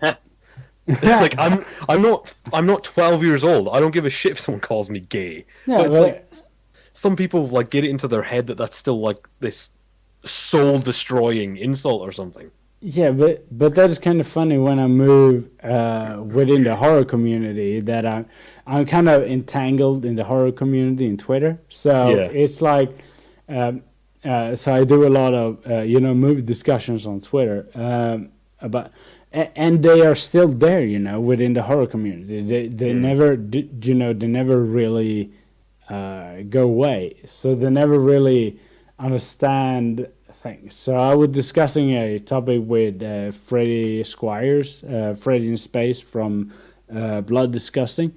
We were discussing, I think we were discussing the nature of Jason. Yeah. And I said, like, well, I can somewhat, understand the nature of Jason. I don't understand why Jason would kill so much, but I can kind of understand where the writer comes from when he wrote, Jason. And someone came at me with, "Wait, are you a school shooter?" Oh God, really? And I was like, no. Like, no. I was like, yeah, but you identify with Jason. And he only commented that because he saw that I have a tattoo of Jason. And I was like, not in that sense. Like, I understand Jason in a sense of being bullied, because I have been bullied. Sure. And I understand the feeling of being bullied. I don't understand Jason in the feeling of killing for your mother, because I never thought I would kill for my mother. Yeah. But I understand the feeling of, rising up, getting your revenge on the people that hurt you. like because that is what Jason ultimately is. It's interesting. Jason does not kill kids or dogs. Yeah, he doesn't kill kids or dogs because they don't understand. Jason somewhat understands that kids don't understand. Yeah. Like, and I said like, no, I don't understand why Jason would kill him, but I understand that feeling of wanting to end my bullies. Yeah. Like everyone that has been bullied knows this feeling. That is why Jason is such a character that you can relate to. I'm not saying that people that relate to Jason want to murder people in that way, but the character is written like that. It was like, so you're okay with killing people that think differently than you. I was like, where is this going? Are you gonna say that you're a Nazi or like? Yeah, is that he's leading up to that? Yeah, is that what you're gonna say? Because if you're gonna say that you're a Nazi, then yeah, I'm okay with killing you. And he was like, I am not a Nazi. I'm just a centrist. And I was like, yeah, okay, nice say, bitch.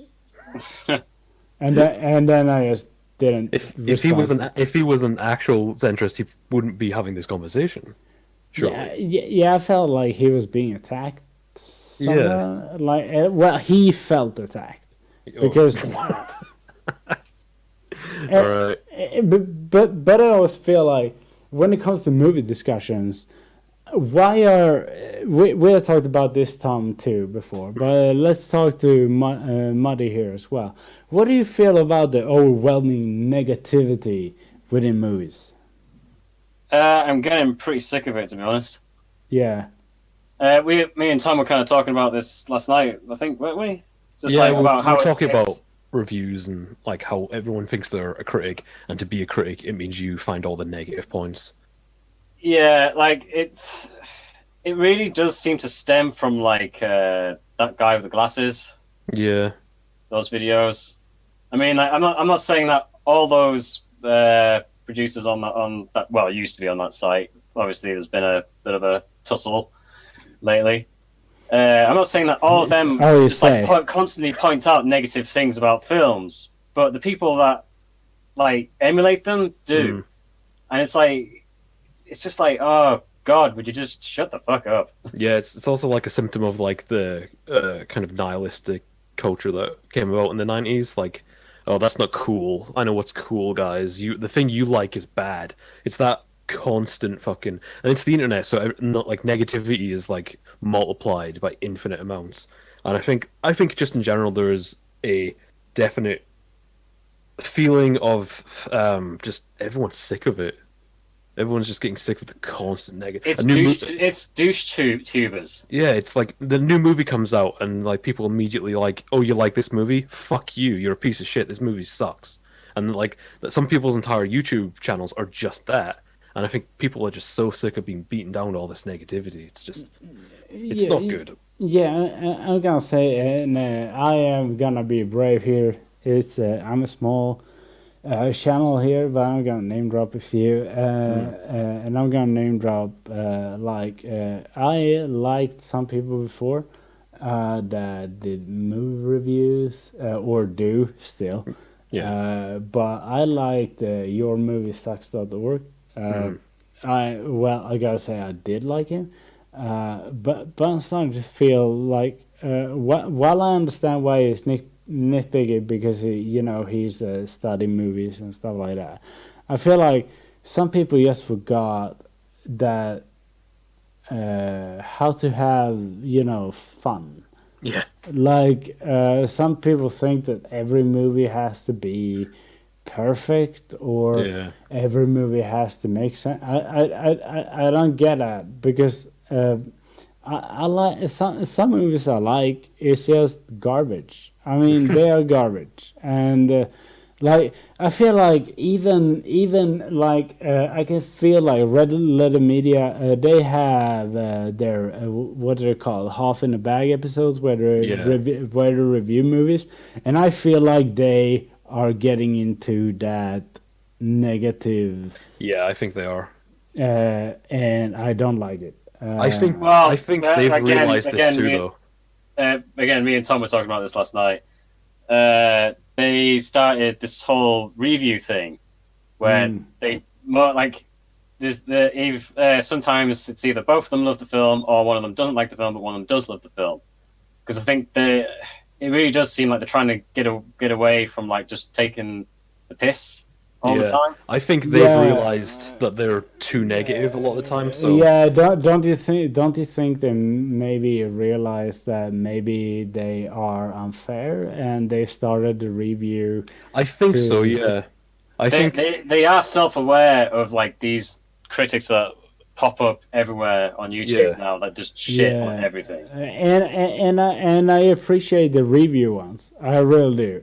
They have the best of the worst spotlight, which is called best of the worst, but it's movies they like.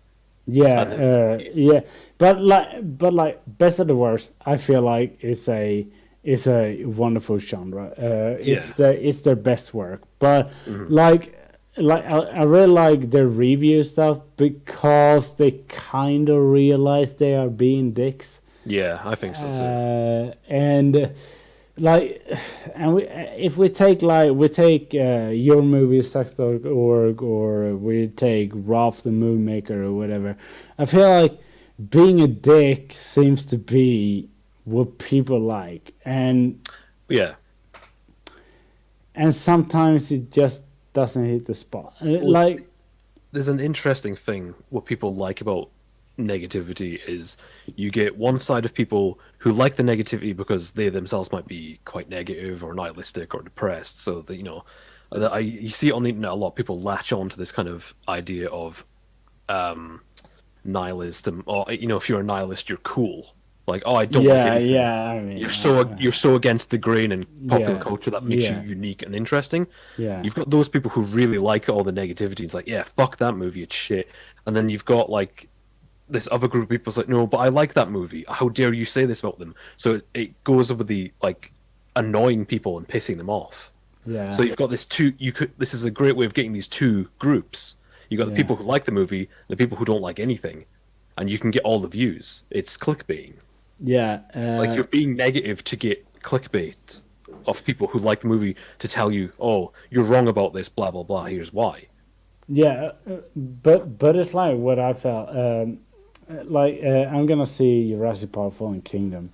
And I'm going to go in with it with an open mind here. I can't promise that it will be a positive review. But I'm gonna say this, I don't appreciate. Usually I choose movies to review that I feel that I have potential to like. I don't watch movies that I feel like I won't like. And if I see a movie that I feel like I will like, but I don't like, I would say it in a review. But I don't go like, this movie I won't like, then I won't review that movie. Because there is no fucking point with it. I can watch the movie, but why would I review it? Because it's just dull. Why would I put myself through it? Yeah. There does seem to be a subset of fans on YouTube who want people to watch bad, movies they won't like to see how angry they get. Yeah, but we take yourmoviesucks.org. I respect his knowledge, in movies a lot, a lot, because I have no education in movies. I have nothing, and he has a lot, right? But he picked some movies to just fuck on, and there is nothing else. And sometimes I'm like, I kind of like this movie because it's stupid, and he picks it scene by scene down to fucking shit, and I'm like, you didn't have to do that. It's a stupid movie. It's like, it's stupid. It's, you didn't have to. And a lot of movie reviewers, I feel like, go just to movies they won't like. I don't understand the thing. I've seen Angry Joe making movie reviews lately. He usually do game reviews, right? So, and then he does movie reviews, and you see like, yeah, you shouldn't do movie reviews because you don't get movies at all. Like, it's, I think a lot of people use the term review, but what they mean is opinion piece. Yeah, it's an opinion piece, not an actual review. And so when I usually, I'm not saying that I'm an authorian of what is a good and bad movie, but sometimes like I talked to someone today that was he was very opposed to that me and Fred Squires from Blood Disgusting, we liked Alien vs Predator movies. And before you scream, before both of you scream, I'm gonna say it's because we separate them from the Alien universe. Like we like the movies because they're fun. So we said like you have to separate them from that and just enjoy the fun of it that it is. You know, Predators versus Aliens. And he was like, "No, you can't have that. I only accept canon." Oh no! I hate that mentality. I really do. I hate the idea of people just coming in and kind of vetoing your opinion, like your personal opinion. Someone's like, "You're wrong." It's like, how can an opinion be wrong? Like, it's someone's opinion, their point of view. How can you then come and say, "No, you're wrong"? It's like, yeah. I don't know, but then I said like, yeah, but I like those movies not because they're, not because they're alien, because they're not. I like them because they're on their own kind of fun. Like I can watch them on their own because they're kind of fun. I don't connect them to Alien, And it was like, yeah, but they are connected to Alien because they have Alien, and and they suck. So it's kind of you have to accept that they suck. I was like, no, it don't. Like you can think the movies suck, that is fine, but saying that they are connected to Alien in any way is like, that's a lie. Like they were never connected to Alien, right? No, it's a circus show. Yeah, it's like, what if? Yeah. Yeah. So. Yeah. I mean, that is like they do that all the time in comics. They just have one-off what if comics and like.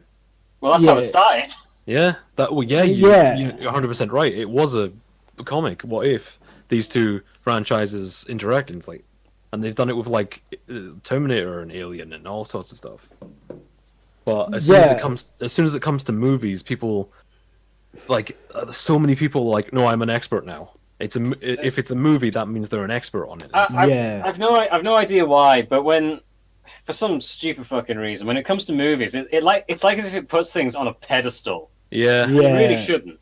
I think because it's so prevalent a medium that everyone can watch. Like comic books, some people don't like comic books because they don't want to read and like look at pictures or whatever. And video games. Well, for me with comic books is because I live in Sweden and don't have comic books. No, you don't have any. They're outlawed. Yeah. So like, I think because movies and TV shows are so available, everyone like held them to such high esteem. Yeah, like they're really annoying. No, it's like it's this. When people are like, I run a horror channel, and I review some. Well, I had a big downtime now. This is actually my first live stream in a while, mostly because of self-care or whatever with my mental health. But every time I upload a video review or movie or something, it's like I get people like, yeah, why haven't you reviewed this or this or this or this or this? And I'm like, when am I going to watch all of these shows at the same time? Like, I can't, like, how do you have time for this? And people are like, I do, but, like, yeah, all right, so I have time, but also review it? Are you fucking insane? Like, I've heard a lot of that about people I follow online who do, like, you know, videos and content creating, and like there's this weird thing where certain fans like expect you to do it just because they say so. Yeah, and it's like it's this expectation of like, you should do this because I want it to happen, and it's like, okay, but these people are still people. They have free reign of their lives. Just because you say they should do a thing doesn't mean they should do it. Yeah, but it's like, like if I were to follow people that follow me, I don't think I would have time to make this stream, because I would have to watch 4 episodes or whatever this fucking show is, and it's like I can't do that. I like that. It's impossible. I can watch a show, like I'm watching Castle Rock right now. I can watch that and then I can review that, you know. But I can't watch 4 other shows at the same time and review that. And when I told one guy, he said, "Well, I followed you for a long time, and I feel like you said you were gonna do Castle Rock." So to this background was that first I was gonna do the first 4 episodes of Castle Rock, and then I changed it to that I was gonna do when Castle Rock's end. I was gonna do a whole review of the whole series or season or whatever. And he said, so there has been 5 episodes now. Why haven't you put out a video on Castle Rock? And I'm like, well, first of all, I haven't seen the 5th episode, and oh my God, give me time. Like, like even if I watch it tonight, I'm not gonna write a review tonight. Like, I can't. Yeah. Like, are you fucking insane? You need time to process this stuff. I'm not an ending explain channel. Yeah, exactly. You can't come up with bullshit on the spot, or you don't want to because that's disingenuous. Yeah, so I'm like, fucking give me some time, dude. Like, yeah, I will get there, but it might take some longer time than these ending explain videos. I don't know how he does it. I guess he has a staff that writes his shit for him. Like, if that was the case, I could do it too. Like, watch me. If I choose Janet here, that Janet doesn't exist, but if I choose Janet here, like, can you watch these 5 episodes and then write me a summary that I can read up on a video and then tell everyone what the real gist of this shit is? Yeah, I could do it. Don't worry. But I had to do this on my own. I have to actually watch these episodes. I have to actually think about it. I actually have to write about it, and then I actually have to record about it. Like, it's not. People are insane. People are fucking insane. Yeah, some people just like think that, like, because they follow someone, they watch the videos, that they're owed something. Yeah. So. If we're gonna go back to a little bit to Jurassic Park, I got someone that messaged me on Twitter, because I had tweeted a lot about Jurassic Park, and he told me that there is no video on my YouTube previously this about Jurassic Park. So he accused me of liking Jurassic Park because of the new movie Jurassic World: Fallen Kingdom. Did he fake gamer girl you? Yeah, basically. Oh, fucking Christ. And I asked him why he thought that, and he said because I haven't tweeted about Jurassic Park a lot. Yeah. and I told him that you know I'm 30. Like, you know that, right? Like, I'm not 16. I'm not 15. I'm not 70. I'm 30. I'm an old dude. I know what Jurassic Park is. Yeah, come on. Like, and he was like, "Yeah, but you haven't written anything about it." I was like, Oh, man. "Yeah, but dude, like, yeah, okay." And sometimes you get that, and you just wonder how people work out there. I can't. Do you ever wonder about that? How people function out there? How they know how to breathe? I try not to. Yeah. I tried to do it too.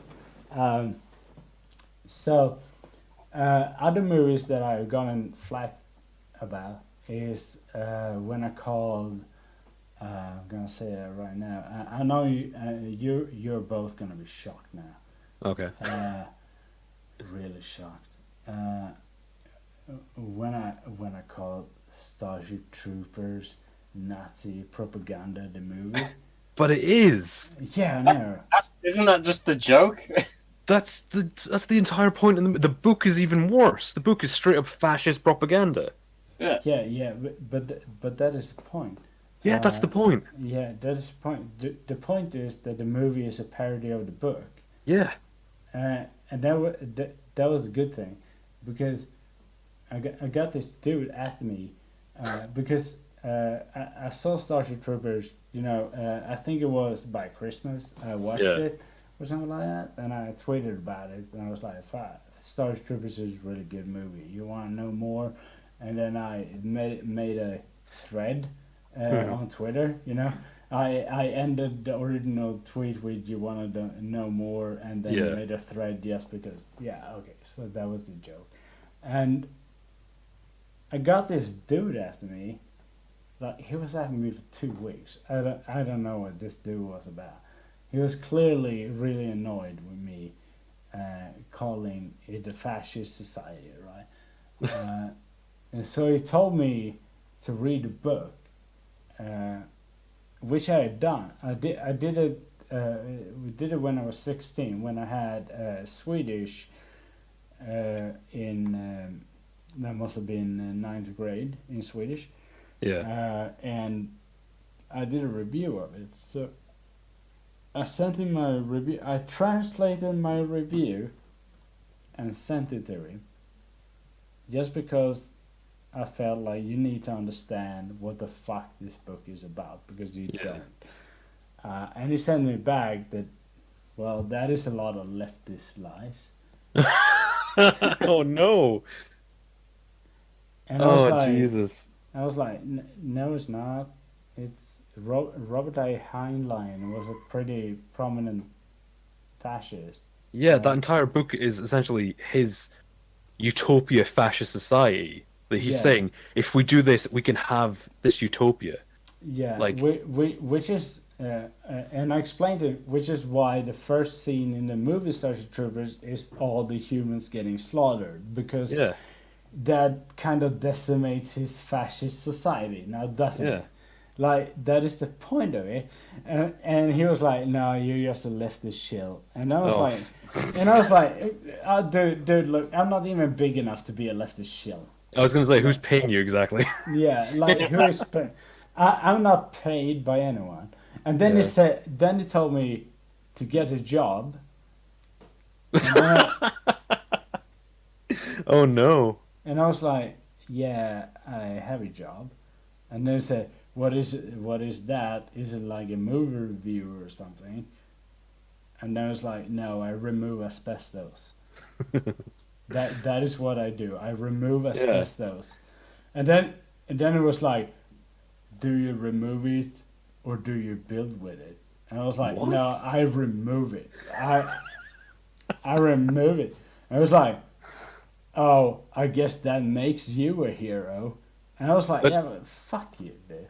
Like, I don't understand the logic at all there. Was he trying to Was he trying to catch you out? Yeah, he was trying to get a gotcha. Yeah. By my occupation. I'm surprised he didn't tell you to get a haircut, hippie. Oh yeah, no, yeah, that happens too. But I mean, I bet. Yeah, but it's like when you get into movie Twitter, you're gonna discover some real shit. Like, Oh yeah, there's something about the mass appeal or mass usage of movies that just attracts the most idiotic people. yeah, but something that always admire me with movie Twitter is the amount of aficionados, like Oh yeah. the people that really knows movies. It's like I'm always like, yeah, all right. I hate those guys. Like I can appreciate movies, like, but not like these guys. They fucking come if there's no audio. Like that is like that is their thing, and nothing wrong with that. But it kind of gets tiring when you're discussing with them. It's like disgusting, not disgusting, discussing Italian exploitation films, right? Yeah. Discussing that is fucking hellfire I because some people love it, right?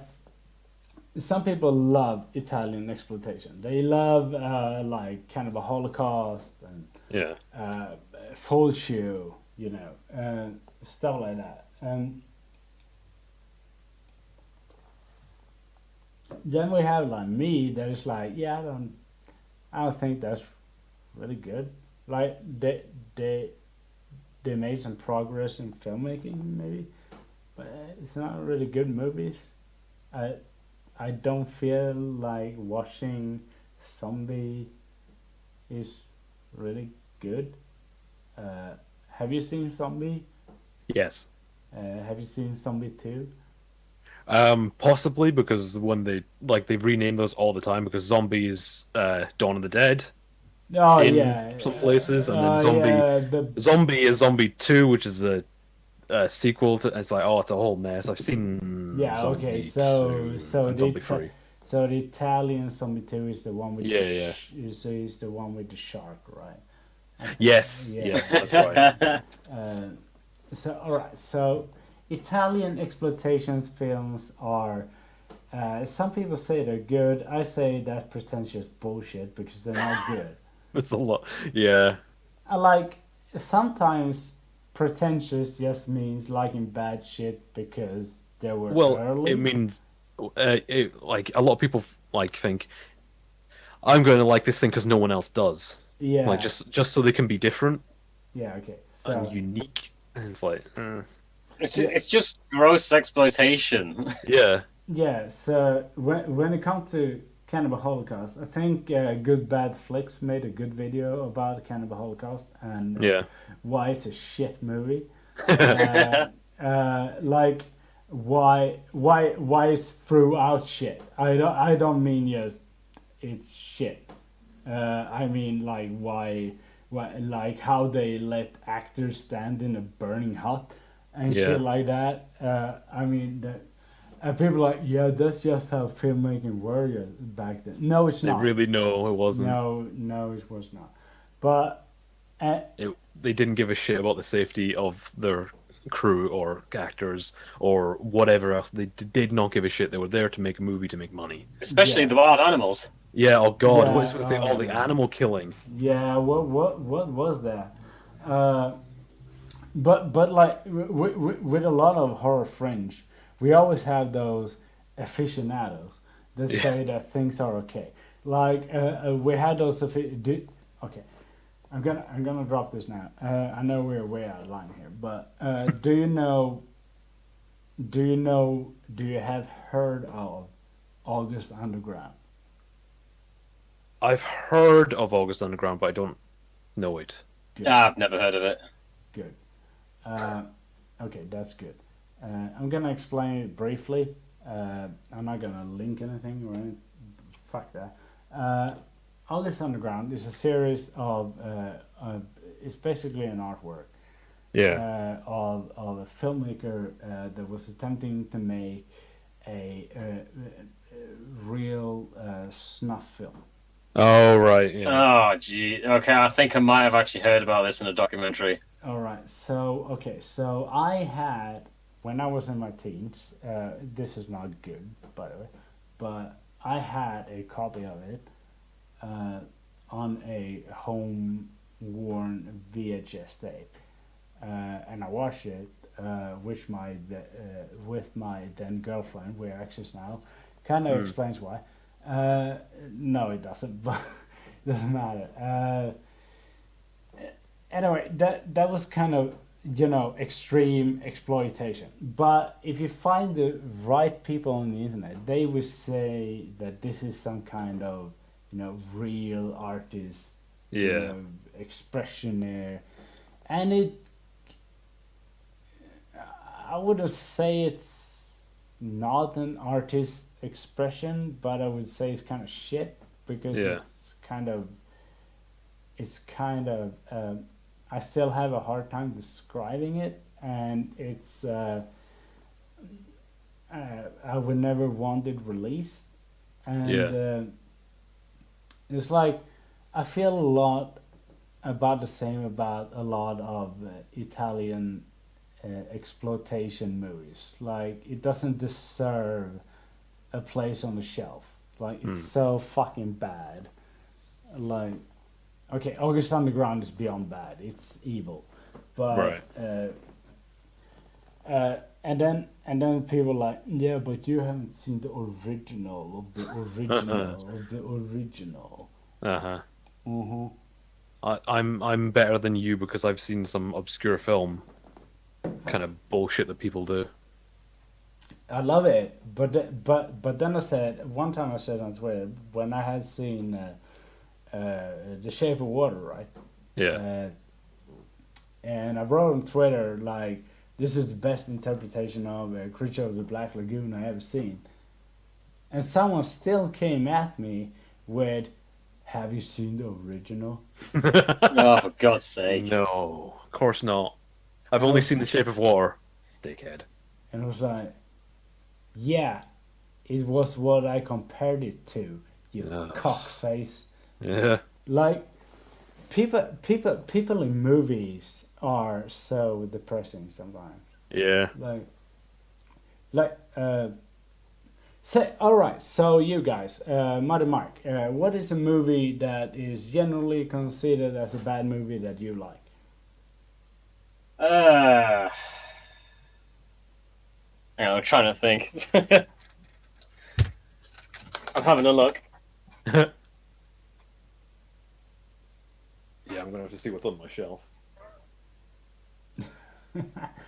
See, like, oh god, it's hard because it's like I like a lot of sort of B movies, but it's not like something that comes to mind. Yeah, all right. So, but I was thinking, you know what? Okay, more of a general one, maybe.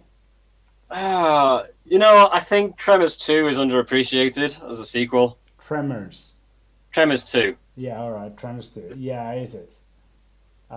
Like, people just don't seem to appreciate how it's a continuation of, like, okay, these things adapt. Yeah. And like it, and I love the scene where I forget the characters' names. But right. they have the guy from the original film, and he's with the guy that roped him into exterminating all the graboids. Yeah, all right. Yeah. Okay, and they find one, and it's like it's burst open. Yeah. And he's like, the guy from the original movie is like, oh, it's a whole different fucking ball game now. Yeah. Okay. And they go to this power station, and it's all ripped up. Like, it's like as if a T-Rex went through it. Yeah. And like they're there aiming the guns, and because they hear this noise and there's some rattling, and they're waiting for this thing to come around the corner, and like they're aiming the gun higher and higher, and then this little thing jumps out, and it's so underwhelming. And it's like, that's brilliant, because it's like most sequels would just be like, oh, we're gonna make it bigger, we're gonna make it better, like friggin' Spinosaurus and Jurassic Park 3. Yeah. Okay. Yeah, that's true. That's true. Tom. I'm trying to remember any movies that like I enjoy.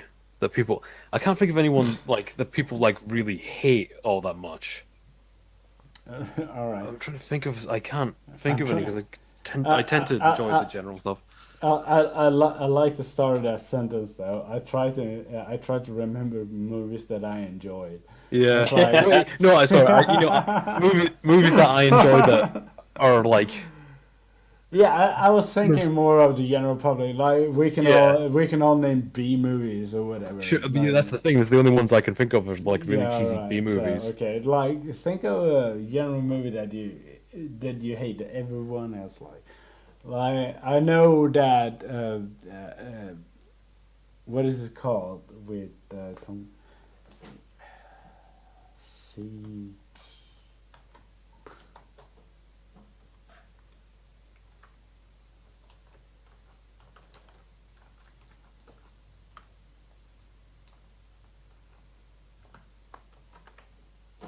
Yeah. So something that everyone seems to love, but I hate. Probably. I don't know. Crouching Tiger, Hidden Dragon. Yeah. Okay. Yeah, I have seen that movie. Yeah. I haven't seen that movie in years. I don't remember. I don't care for it. I remember the Neon Demon that came out. Yeah. All Was right. it last year? I watched Yeah. that. Everyone was like, "Oh, it's amazing! It's a masterpiece." And I'm watching it. It was like, "It's okay. You're ripping off Dario Argento. I get it, Yeah. It's but I don't.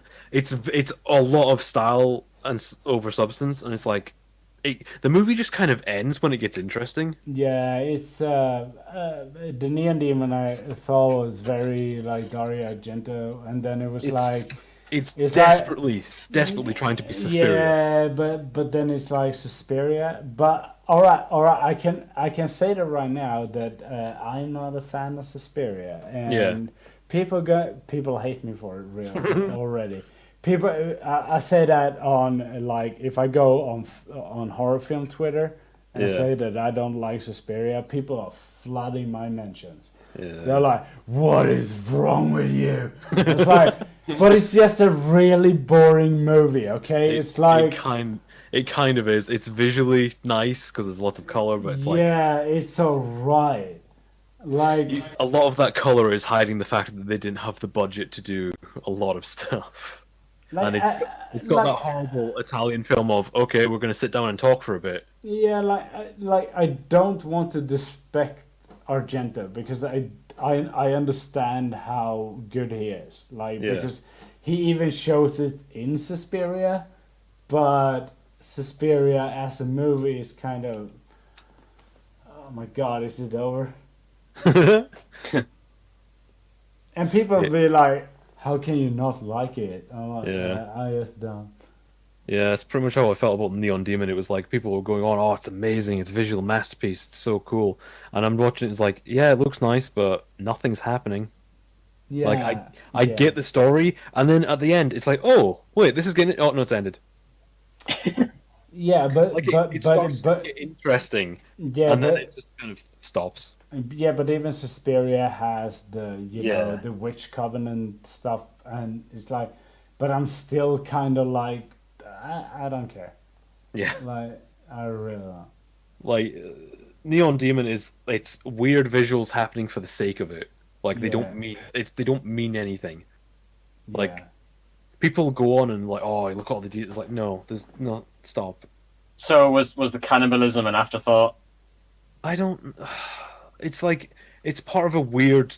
Oh, I think it's like a witch ritual. It's more based on who was the lady who was the vampire, Elizabeth something. Elizabeth Bathory. Bathory. Yes, I think it's supposed to be more like that because at the very end they're bathing in her blood Yeah, all right. and they also consume her. Yeah, But that's it's like, true. okay, that's all well and good, but nothing before that point in the movie, apart from one scene, really kind of led up to that. And it's Yeah, the okay. most interesting part of the movie, but it's also the end of the movie. And it's like, okay. That sounds like From Dusk Till Dawn. Okay, don't bring that movie in here in bad movies because that movie is fucking great. I Oh yeah, no, I love that movie. I would say like Dust Till Dawn has a good steady ramp up to that, whereas Neon Demon is like, oh look, a visual, that's kind of weird. Oh, everything's fucked at the end. Well, like, all right, happens so quickly. but Dusk to Dawn builds up to that, and then it's Oh, just yeah. everything is fucked, and then it's awesome. well, just till dawn. It's like it starts off as like I don't want to say home invasion, but like it kind of is because it's their camper van. Yeah, It starts like a regular. Imagine a regular, week of Law and Order. yeah. Like Yeah. it starts off as that, and then it's just comes into the bar, and everything is just thrown out the window, and it's like vampires, and it's like whips, and there's like guns, and there's like ripping throats, and everyone is fighting, and there's like you can almost hear that song. Everyone was kung fu fighting, and you just like fucking love this movie. Like another film that it's kind of the other side of the coin because is Dog Soldiers. Oh, yeah. Where like the first I don't know, is it like the first 15 or 20 minutes? It's like a soldier film, Yeah. and then werewolves turn up. Yeah, it's true. A movie that I found that sucked that Film Twitter really, really likes. Let's see, because there's a lot, but all right. I'm just gonna say straight out. I don't like. Something that really pissed off my followers. I'm just gonna say it because I accidentally said it in a video once. Is that I don't like superhero movies, and I didn't think that was so controversial. I didn't realize that was No, controversial. neither did I. I mean, No, I didn't think so, but apparently I don't read enough comics. oh, fuck's sake. Really? And I was like, yeah, but would that help when I'm not in? Probably not, because most of those comic book movies are vastly different from their comic book originals. Oh yeah. So, But it was like I said, like I think it was when the new Avengers: Infinity Wars came out. oh sure, yeah. And people was like, "Are you gonna review it?" And I was like, "No, I don't like superhero movies." And people were like, "What?" And I was like, "Have I reviewed them before?" Yeah, exactly. If you're not like, if you haven't watched every single one of the movies and whatever, like, what's even the point in like watching that movie? You're not going to get anything out of it. No. So people started asking me, "Was it like what kind of comics did you read?" I was like, "Well, first of all, I read Don Rosa's, DuckTales. Yeah. Well, and then I read Spider-Man. I did. And then I read Batman. And nothing else. So, and then we're like, so you're not gonna see Infinity War? Well, didn't you just hear what I said? I read Spider-Man, which it's a part of Avengers, and I read Batman, and then I read DuckTales. Yeah. Like, no, I'm not interested in Infinity War. I don't care. I don't care about the other characters. I don't know who they are. And they were like, how can't you know who they are? And I was like, I just don't. Yeah. I think it's such a huge part of like movies now that everyone just assumes that everyone else watches them. Yeah, but of course, I mean, aesthetically, I know who they are. Yeah. Like, I know who Wolverine is. I know who the X-Men are. I know who...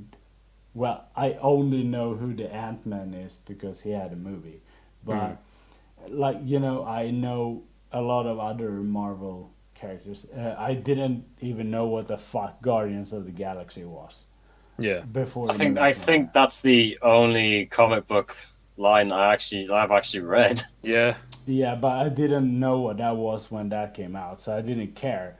And then people are weird when I say like, yeah, I don't want to watch Avengers Infinity Wars because they don't care. It's like, I mean, at this point, like, how can you blame anyone because it's so oversaturated? Yeah. No. I don't blame anyone else. Like it just felt like, wait, am I missing something here? Like, all right, so when I grew up in Sweden, right, so we had certain magazines with so they didn't have these. You know, I don't know how it works in other countries, but I feel like they have these monthly issues of certain superheroes having their certain numbers, like certain. It's impossible to keep track of. Yeah, all right. So you have these certain superheroes having the certain issues every month or whatever. Yeah. In Sweden, I had Spider-Man, and I had Batman, and those were monthly, and they were half of what you get monthly. Yeah. Do you get so for a month for me was what you get in 2 weeks basically.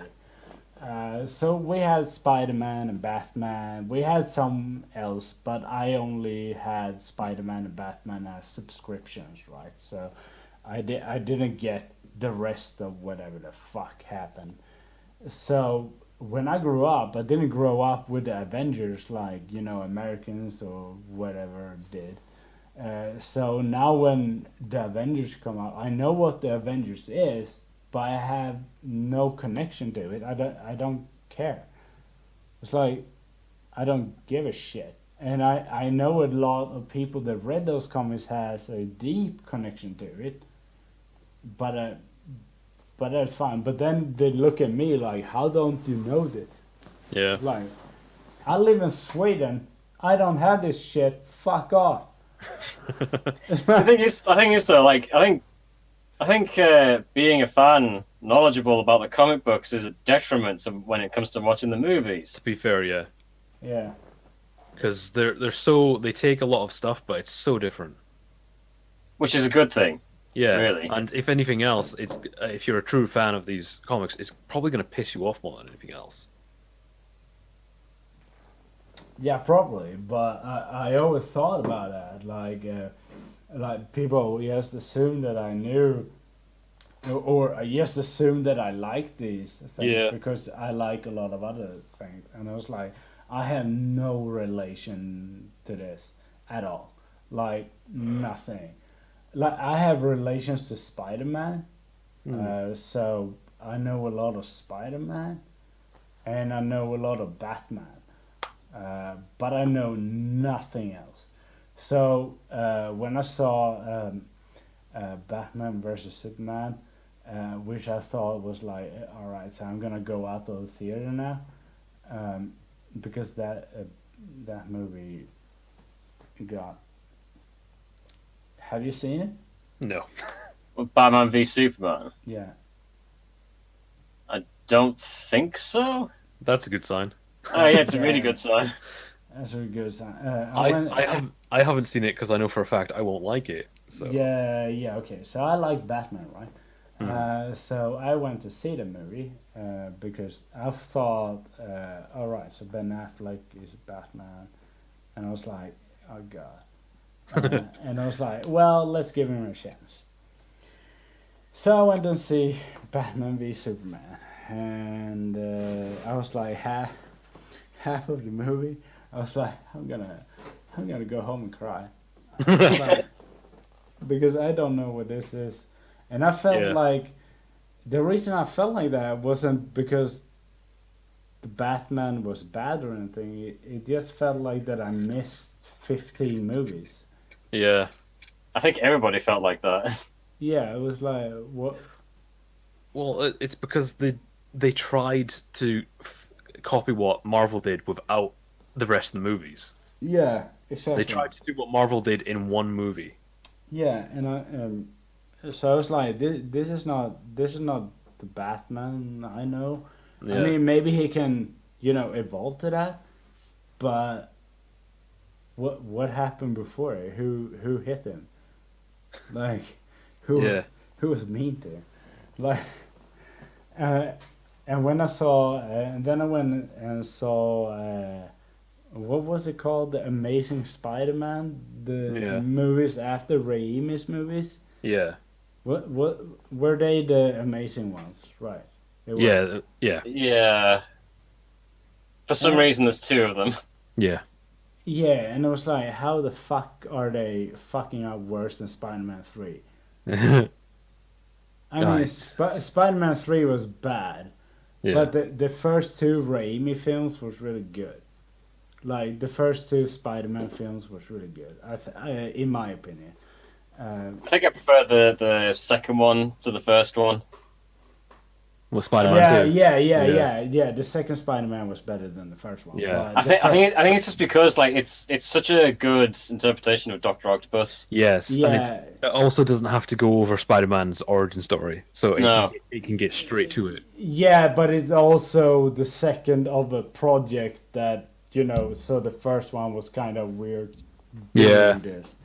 Yeah. We are trying it, and it turned out really well. So the second one is really good. Because it's really Spider-Man, It's, you really feel Spider-Man. And then I saw the Amazing Spider-Man, and I was like, who is this cunt? Because I was like, fucking, he was perfect as Peter Parker. What's it called? Tobey Maguire? Yeah. He was perfect as Peter Parker. And I was like, then they hired this twig in the Amazing Spider-Man. I was like, who the fuck is this cunt? Yeah. Some Jersey Shore motherfucker. Yeah, and what I liked with Spider-Man 3 was that they hired Topher Grace as Venom, which is literally Eric Foreman from the 70s show. And I was like, that doesn't work. And then they had Sandman in Spider-Man 3, and it was like, that is the perfect Eddie Brooke. You have the perfect Venom as Sandman. How can you do that? Yeah, they didn't. Sam Raimi did not want to put Venom in that movie. Oh, okay. He was completely against the idea, but the studio. They also had. Oh god, is it like Green Goblin 2 or like Hobgoblin? Did you call it Hobgoblin? Hobgoblin. Yeah. Like too many villains. Yeah, too many. Way too many villains. Okay. All right. So Sam Raimi didn't want Venom in that movie. Well, I don't think he wanted to do the movie at all. No, all right. So, but I'll say he didn't want Venom in that movie, which explains Venom's. Should we even call it appearance? But appearance. But it kind of calls for why Topher Grace was kind of grabbed in there.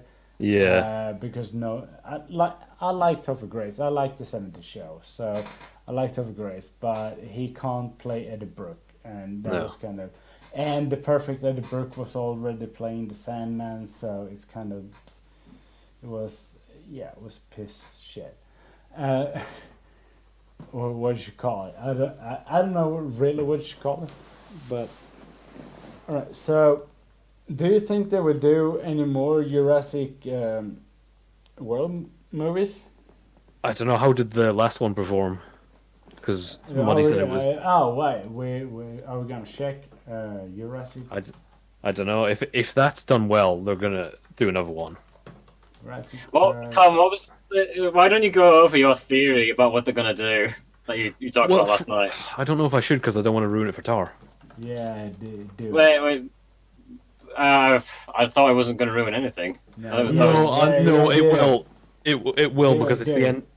Okay, so this is secondhand information, but so the movie. Wait! Before you say it, I'm just gonna say that it made $410 million. Right. Wait! Worldwide, 1,280,208,719. Okay, so they'll make another one. Yeah. Yeah. So like from what I've heard is the movie like Lost Kingdom is really weird because the first half is basically Lost World again. Like they Yeah. go to the island to collect all the dinosaurs, and apparently someone is Wait, collecting wait, the wait, dinosaurs. wait. So they're doing like a Star Wars thing here because Jurassic World is basically Jurassic Park, and Yeah, then all right, but it sounds of it, yeah, but it's weird because it's like two movies. The first yeah, half is them collecting the dinosaurs off the island because it's going to explode in a volcano, mm. and the second half is apparently them selling the dinosaurs at an auction In a in a Resident Evil mansion. mansion. It's weird, and then the second half is like a horror film where there's like an Indominus raptor or something. See, I would have definitely gone to see it if it was just all that. Yeah, but It was like just stuff happens, and apparently the dinosaurs that were in auction just escape, and the movie ends with them just out in the world. And from what people have said, it seems like they're trying to go towards the dinosaurs taking over the planet. Yeah. Bec- I'm just gonna say I had a quick talk with someone affiliated to the movies, Yeah, not like producer or anything, but like yeah, a crew member. Uh, and I can only say like what he said. I'm not saying that this is factual or anything. mm, Like only what he heard. And he said like they were thinking of taking Park or Jurassic World into a more horror area. yeah, So it would go into a more. Uh, he said it like a more horror area, which I interpreted like a more zombie area, yeah. like dinosaurs running wild and people surviving dinos or whatever. Basically, what it sounds like is they're going to do what they did with the Planet of the Apes films. Yeah, uh, yeah. Um, I don't know. I know what I'm gonna think of that because Yeah, at one side I'm kind of happy with horror and dinosaurs because I yeah. like Dino Crisis. Uh, do anyone of you remember Dino Crisis? Oh no. yes. I played that the other week to make myself feel better after my dog Yeah. died. I Oh, don't. okay. I've never played. I no, that's a lie. I've played some of Dino Crisis, but Mike's the one who plays Dino Crisis. Yeah. Yeah, Dino Crisis is great bad. It's like a really bad Resident Evil with dinos. Yeah, Well, Um, it's like the first Dino Crisis might as well just be Resident Evil, and Dino Crisis 2 is kind of like almost a prototype of Resident Evil 4. yeah, yeah, It's a lot more fast. It's faster paced. You get points for like destroying dinosaurs, and you can use it to buy more weapons. yeah. Uh, I think I prefer 2 over the first one. All right. So I like the first one because it's a survival horror. It's basically Resident Evil, just more bad, but and a little bit more spacey, suits on the characters.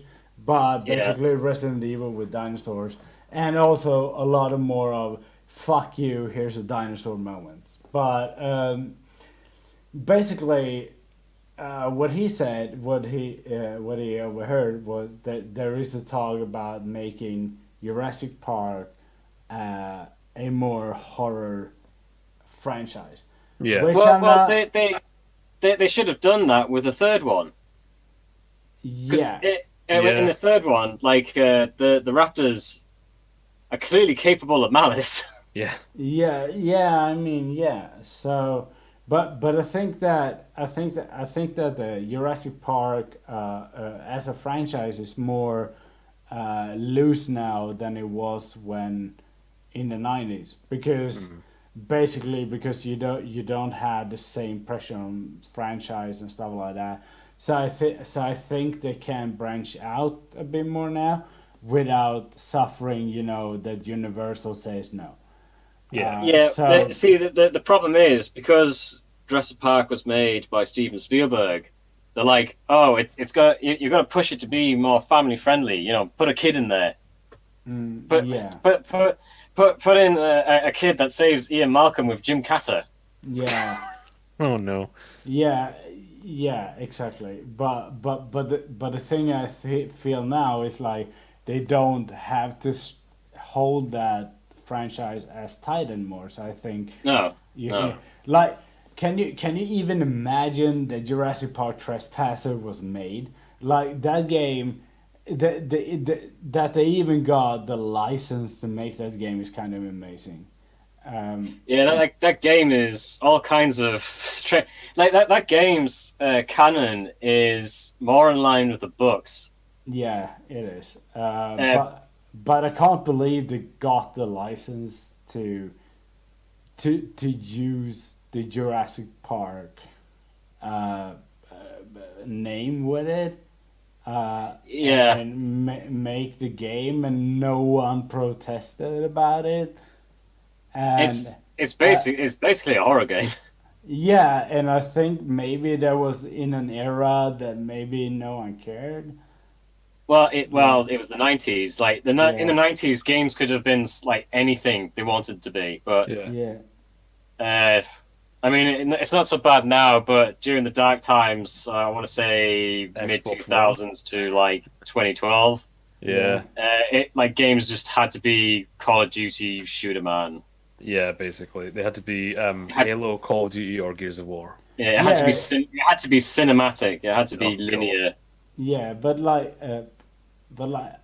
I played Trespasser. I don't think I came a lot of way because I suck. Like I really do. I suck at games, but I don't think I came far. But I remember when the first time I played Trespasser, I was a lot younger, right? So and I remember like I was grabbing a chair's foot, and like when I did that, a raptor jumps in, and the game expects me to beat that shit, and I was like, oh yeah, sure. Oh yeah, no, the game is unapologetically brutal. And I was like, yeah, sure, I'm 7, I can do this. And it's like I got a little bit further when I played when I was a little bit older, but it's like the game is like basically it was a good excuse to look at tits. Oh yeah. I like yes. Yeah. Like what are you doing? You gotta love that health system, which was probably like the first game to ever do regenerating health. Yeah, it was like, what are you doing, Stefan?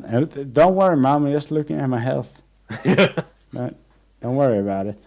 Don't think too much about it. Yeah. I just want to go on a tangent about Trespasser.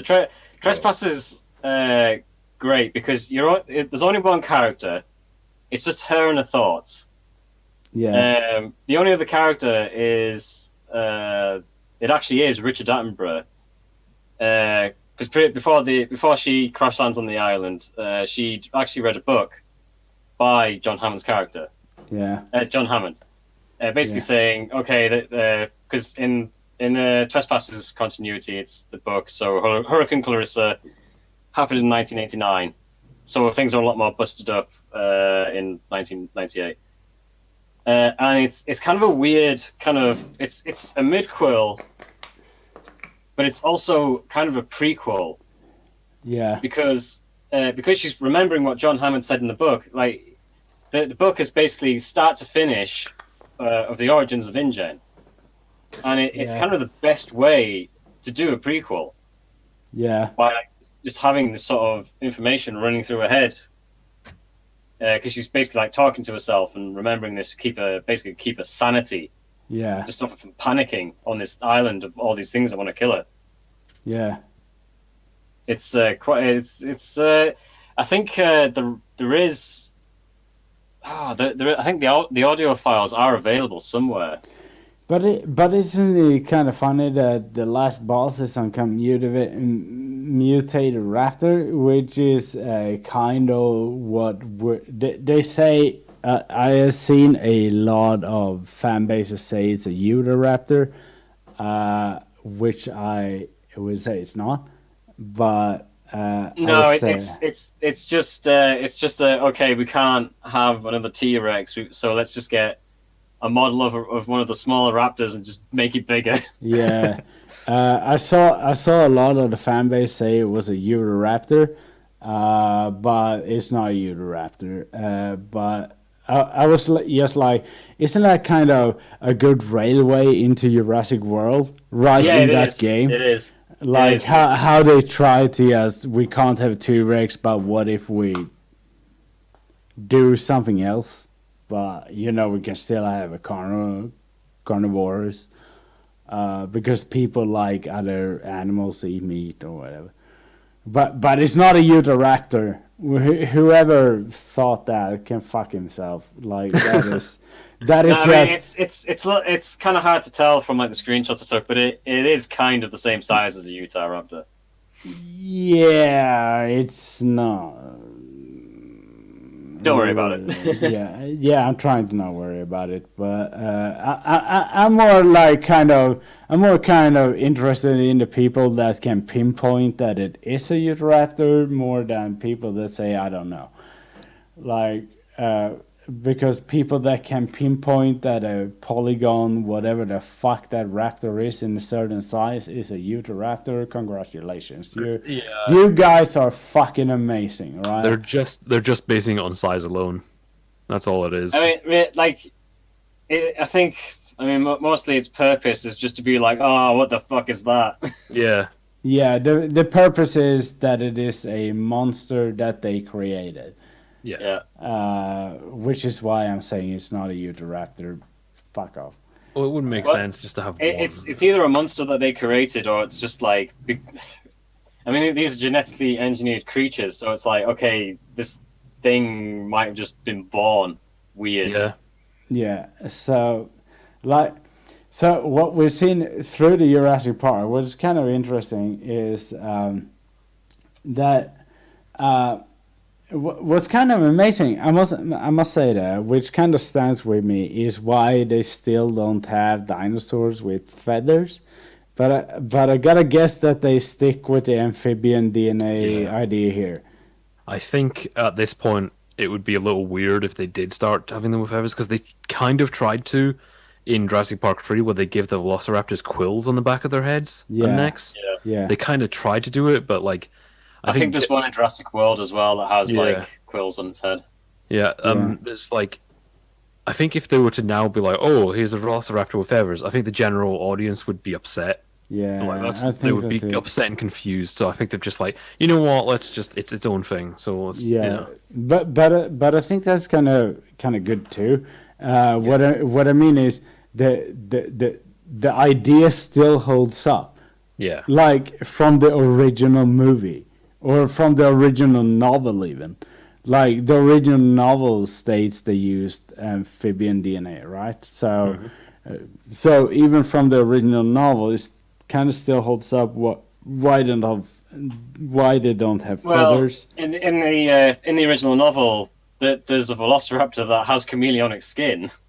Oh yeah, it is, because they use chameleon DNA to but that is kind of but it is also kind of great in both the novel and the movie that they use amphibian DNA, which would remove the feathers, but it doesn't remove their intelligence or anything like that, which make the raptors still really smart, but not, which makes them still jump high, but they can't really fly or anything like that.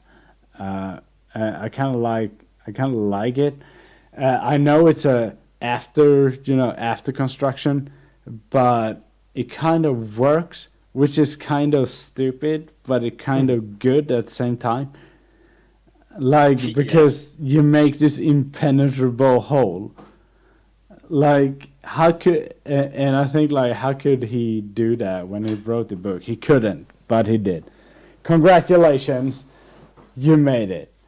Like, you made it impossible. When people question Jurassic Park, you just point to the amphibian DNA And it's like, that is why. It's the magical get out of jail free card. Yeah, but it's kind of the only movie I know in which that is, possible. Yeah. Like, when people say, raptors really have feathers, then he has, well, amphibian DNA, motherfucker. Yeah, they're not raptors. They're not actually, but they're not even raptors in size. No. They're like way bigger than raptors. I think what raptor were they? They were Deinonychus, I think, is yeah, yeah. So like they weren't even raptors in the movie. They were way bigger than that. So like everything is explained with using amphibian DNA. So whenever a cunt comes to you and so it's like, why did it have feathers in that? It's like amphibian DNA, motherfucker. And it's like everything just works out. We did talk about this last night, Muddy, but how the hell did they get DNA for certain ones? Oh yeah, so the mosasaur. Yes. In the Telltale game, way before Jurassic World was a thing. About, I don't know, it must have been 5 or 6 years before they announced Jurassic World, when they released the Telltale game. There is actually a secret exhibit in the last episode that has a mosasaur. And it's explained in the journal pages that you get as you finish the game. That the theory is that a mosasaur in the prehistoric era must have washed up on the beach like dead, and mosquitoes sort of went in and sucked the blood.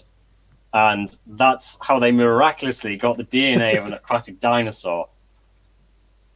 Which is an insane possibility. Yeah. Just if you try and work out how the chances of A, finding a mosquito in amber, B, that mosquito having the DNA sample of the right species, and all this kind of stuff, and it's like, okay, and somehow they got mosasaur, and it's like, Jesus Christ.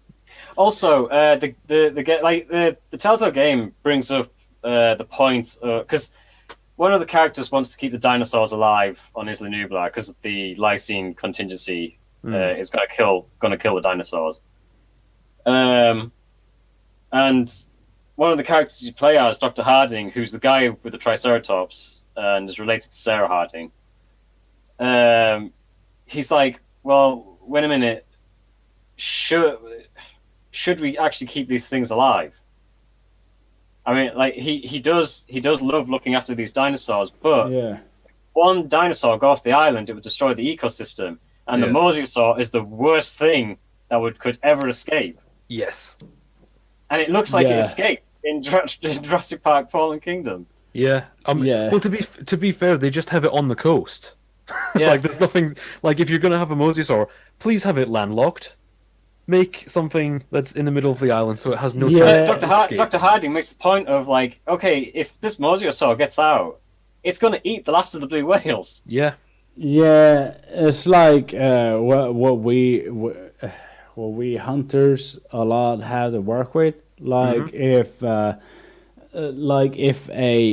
raccoon were to come to Sweden, we would have to take out the raccoon because it would destroy our ecosystem of the rest of our mammals, because it would ravage things that our natural fauna couldn't handle. So we would have to take it out because a raccoon is not natural here, so it would destroy everything from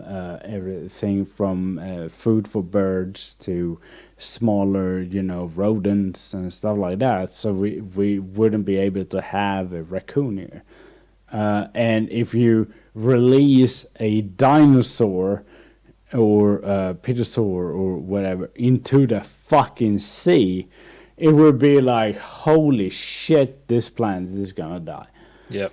It's like, yeah, we can shoot for Sweden, but that is gonna demolish everything. But and I was thinking that because sometimes in the first Jurassic Park movie, it's really hard to tell Hammond that everything has failed. He doesn't want to give it up.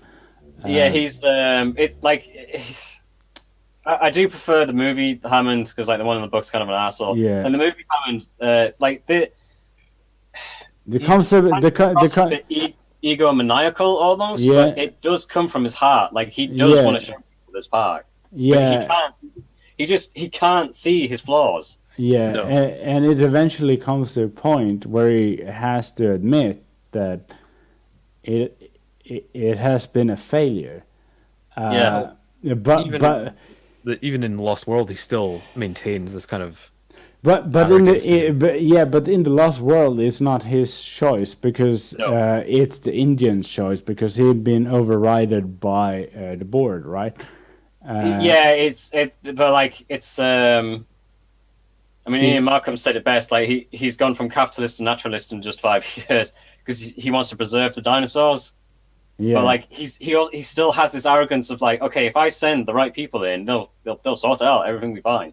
Yeah. It's like, he still has this idea that he can control a part of it, even though it's all been taken away and those dinosaurs are thriving on their own. He still thinks he can control it. Yeah. So in the first movie, we eventually get the glimpse of a defeated Hammond. Like we get when he realizes that this is when shit. But we should also take note that it takes that it is his grandchildren.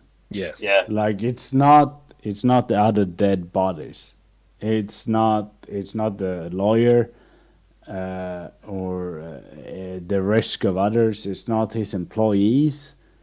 It's his grandchildren, and that makes him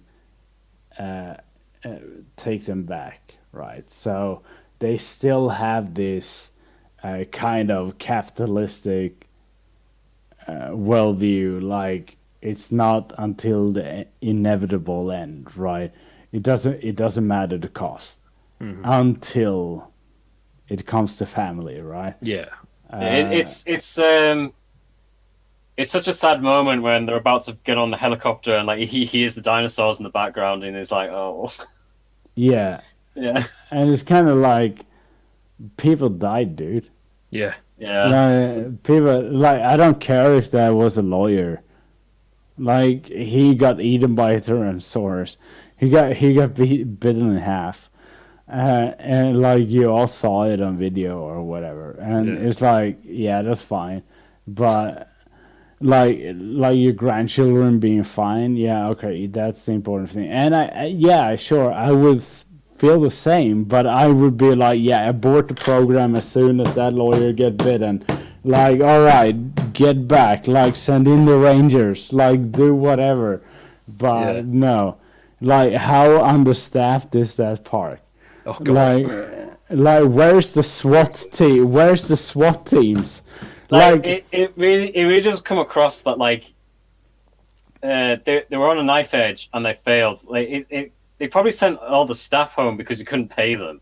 Yeah, exactly. It is very weird because like I asked that last night. Was like, okay, you've got this big presentation to these very important people. They're either going to make or break this park, and you send all the staff home. Why? You would want that place to be fully staffed to make sure everything went perfect. Well, like I mean, I think like that was like a last minute thing, wasn't it? Well, I don't know because like no one's there for a long time, and they start to leave, and then they find out about the storm. Yeah. It's so he sent them all home for no reason. Like they should have been there. I don't think we didn't really talk about the acting in the film, but like, oh no, the acting's amazing in the film. Like right from the get go, and like the helicopter, like the body language of each actor's brilliant. Like Ian Malcolm, just like Tom said when we watched it, is like he has no personal space. No, he's leaning forward. He's like touching Hammond. He just no personal space whatsoever. Yeah, like and Gennaro the lawyer is like kind of cooped up, like trying to look as small as possible. Yeah, and Grant has his entire body turning away from everyone. Yeah, like he's just. And like Ellie Sadler's like right next to him. Yeah, he doesn't, because you get the impression like he's doing this, but he doesn't really want to do it. And like Richard Attenborough, when he's playing this character, like he's all like smiles and like hugging people and trying to be quite the cheerful man. But as soon as he gets into that control room, you can tell he just wants the park to go off without a hitch. Yeah. Like, he gets mad, he snaps at people. Like, you just don't see that when he's in front of the tourists. No. Yeah, no, it's really good, and you can see it even in Samuel Jackson. His desperation when he can't get the park on. He's like he knows what he's doing, which is why he gets so desperate when he can't, crack the system, because he's like, I know this shit, but I can't do it. And you feel his panic, because it's like he has done a thing that I can do, but he did it in 16 million rows of code, which I have to decode. And he knew perfectly well that I was going to read this shit. Yeah. It was like, it's perfect. Like, and he's like, yeah, I can do it. It's just gonna take time, and that's why we had to shut down the park. Yeah. And I think that is really good, because, because it shows that he's not a lesser programmer. No. It's just that he was coded out of the system. Well, Dennis Nedry. Probably, Dennis Nedry made that. You didn't say the magic word. Yeah, exactly. Like, you know for a fact he made that little GIF animation just to piss off. Arnold. Yeah, but he knew that Arnold would try that, which makes that scene kind of even more amazing, because it was like Arnold tried a thing, and that showed up, and it was like, oh, come on, dude. It's like. And I really like that kind of dynamic, and I really like the way that Samuel Jackson is really low key. Yeah, like, you never really think that it is him. Like, you can't. Of course, you do it because you know it, but it's not a typical Samuel role. I think a lot of people forget he's actually in the film. Yeah, I think that too, because I always do. Yeah, I think that too, because people generally think that he might not be, but then he shows up, and it's like, isn't that Samuel Jackson? Yeah, it is, but he has a quote unquote minor role, but he doesn't have a minor role. He has a quite particular role, but and I think. What's a good with the first Jurassic Park, if we're going to go back to it, it's not only dinosaurs, they are amazing, but everything around it. Like when, I really like when Hammond tries to read the blueprint, and Ian Malcolm just takes over. It's like, just follow the lines. Yeah, follow the lines. Simplifies it. Yeah, follow the lines. Because that is how... And I like it, because that is how we in construction would do it. It was like, follow these lines, and you would go to where you're going to drill. Well, it's also a good tell on Hammond's character. He's not looking at the fine details. Yeah, he's not. He's looking at the big picture, and like he's not looking at the important small details, which is why the park fails. Yeah, exactly, and I like it, and I'm gonna discuss a little bit about the flaws of the original park. We're ignoring the other movies now. Sure. We talk about the first Jurassic Park. Cars on rails. What the fuck was that idea? Like, if you're gonna have live dinosaurs in cages, who the fuck decided that no hunter-driven car was a good idea? It's like they're overdoing the technology to show how expensive it is. Yeah. Instead of just simplifying it. But Hammond always says that, I spare no expense. Yeah, exactly. It's like, instead of just getting a tour guide or a park ranger in the Jeep driving them around, telling them he gets automated vehicles, CD-ROM, voiceover, all this stuff to make it so flashy. Yeah. And it's like, okay, but then it's all based on one system, and if that system fails, you're fucked, which is what happens. Yeah. If those cars had drivers in them, when the power goes out, it's like, okay, we're driving back to the center. They would have been fine. Yeah, But yeah. the over reliance on technology, because technology to Hammond is, look at how much money I've spent. This means it's a good. Yeah. I mean, like grid-ridden cars, like the Elon Musk dream. Yeah. Is fine when Elon Musk tweets, right? But it's not kind of fine anywhere else. It's just an Elon Musk idea. Yeah. And this was made in 1993 when Elon Musk was kind of like a baby, but he still sells this idea like something good. But he also should have watched Jurassic Park and realized maybe it's not. Yes. He doesn't even need to watch Jurassic Park. He just needs to own a computer. Yeah, So we had these rain motor cars. That is the first bad idea. Second bad idea, very few pit stops, it seems. Mm-hmm. Like, you have very few stops where people can take a break or something like that. And it seems to lack the ability to take a break. Like, you can't, push to take a break. So the other bad idea here is they could have stopped earlier if someone wanted to go to the toilet, but they can't because the toilet is by the fucking T-Rex pit. Yeah, that seems like a mistake. Yeah. It's like, shouldn't it be between the pits? You would think they would put it away from the enclosure. Because I mean, they're like, the signs up saying no flash photography. It's like, okay, but people can go to the toilet and make all kinds of noise, can't they? Yeah.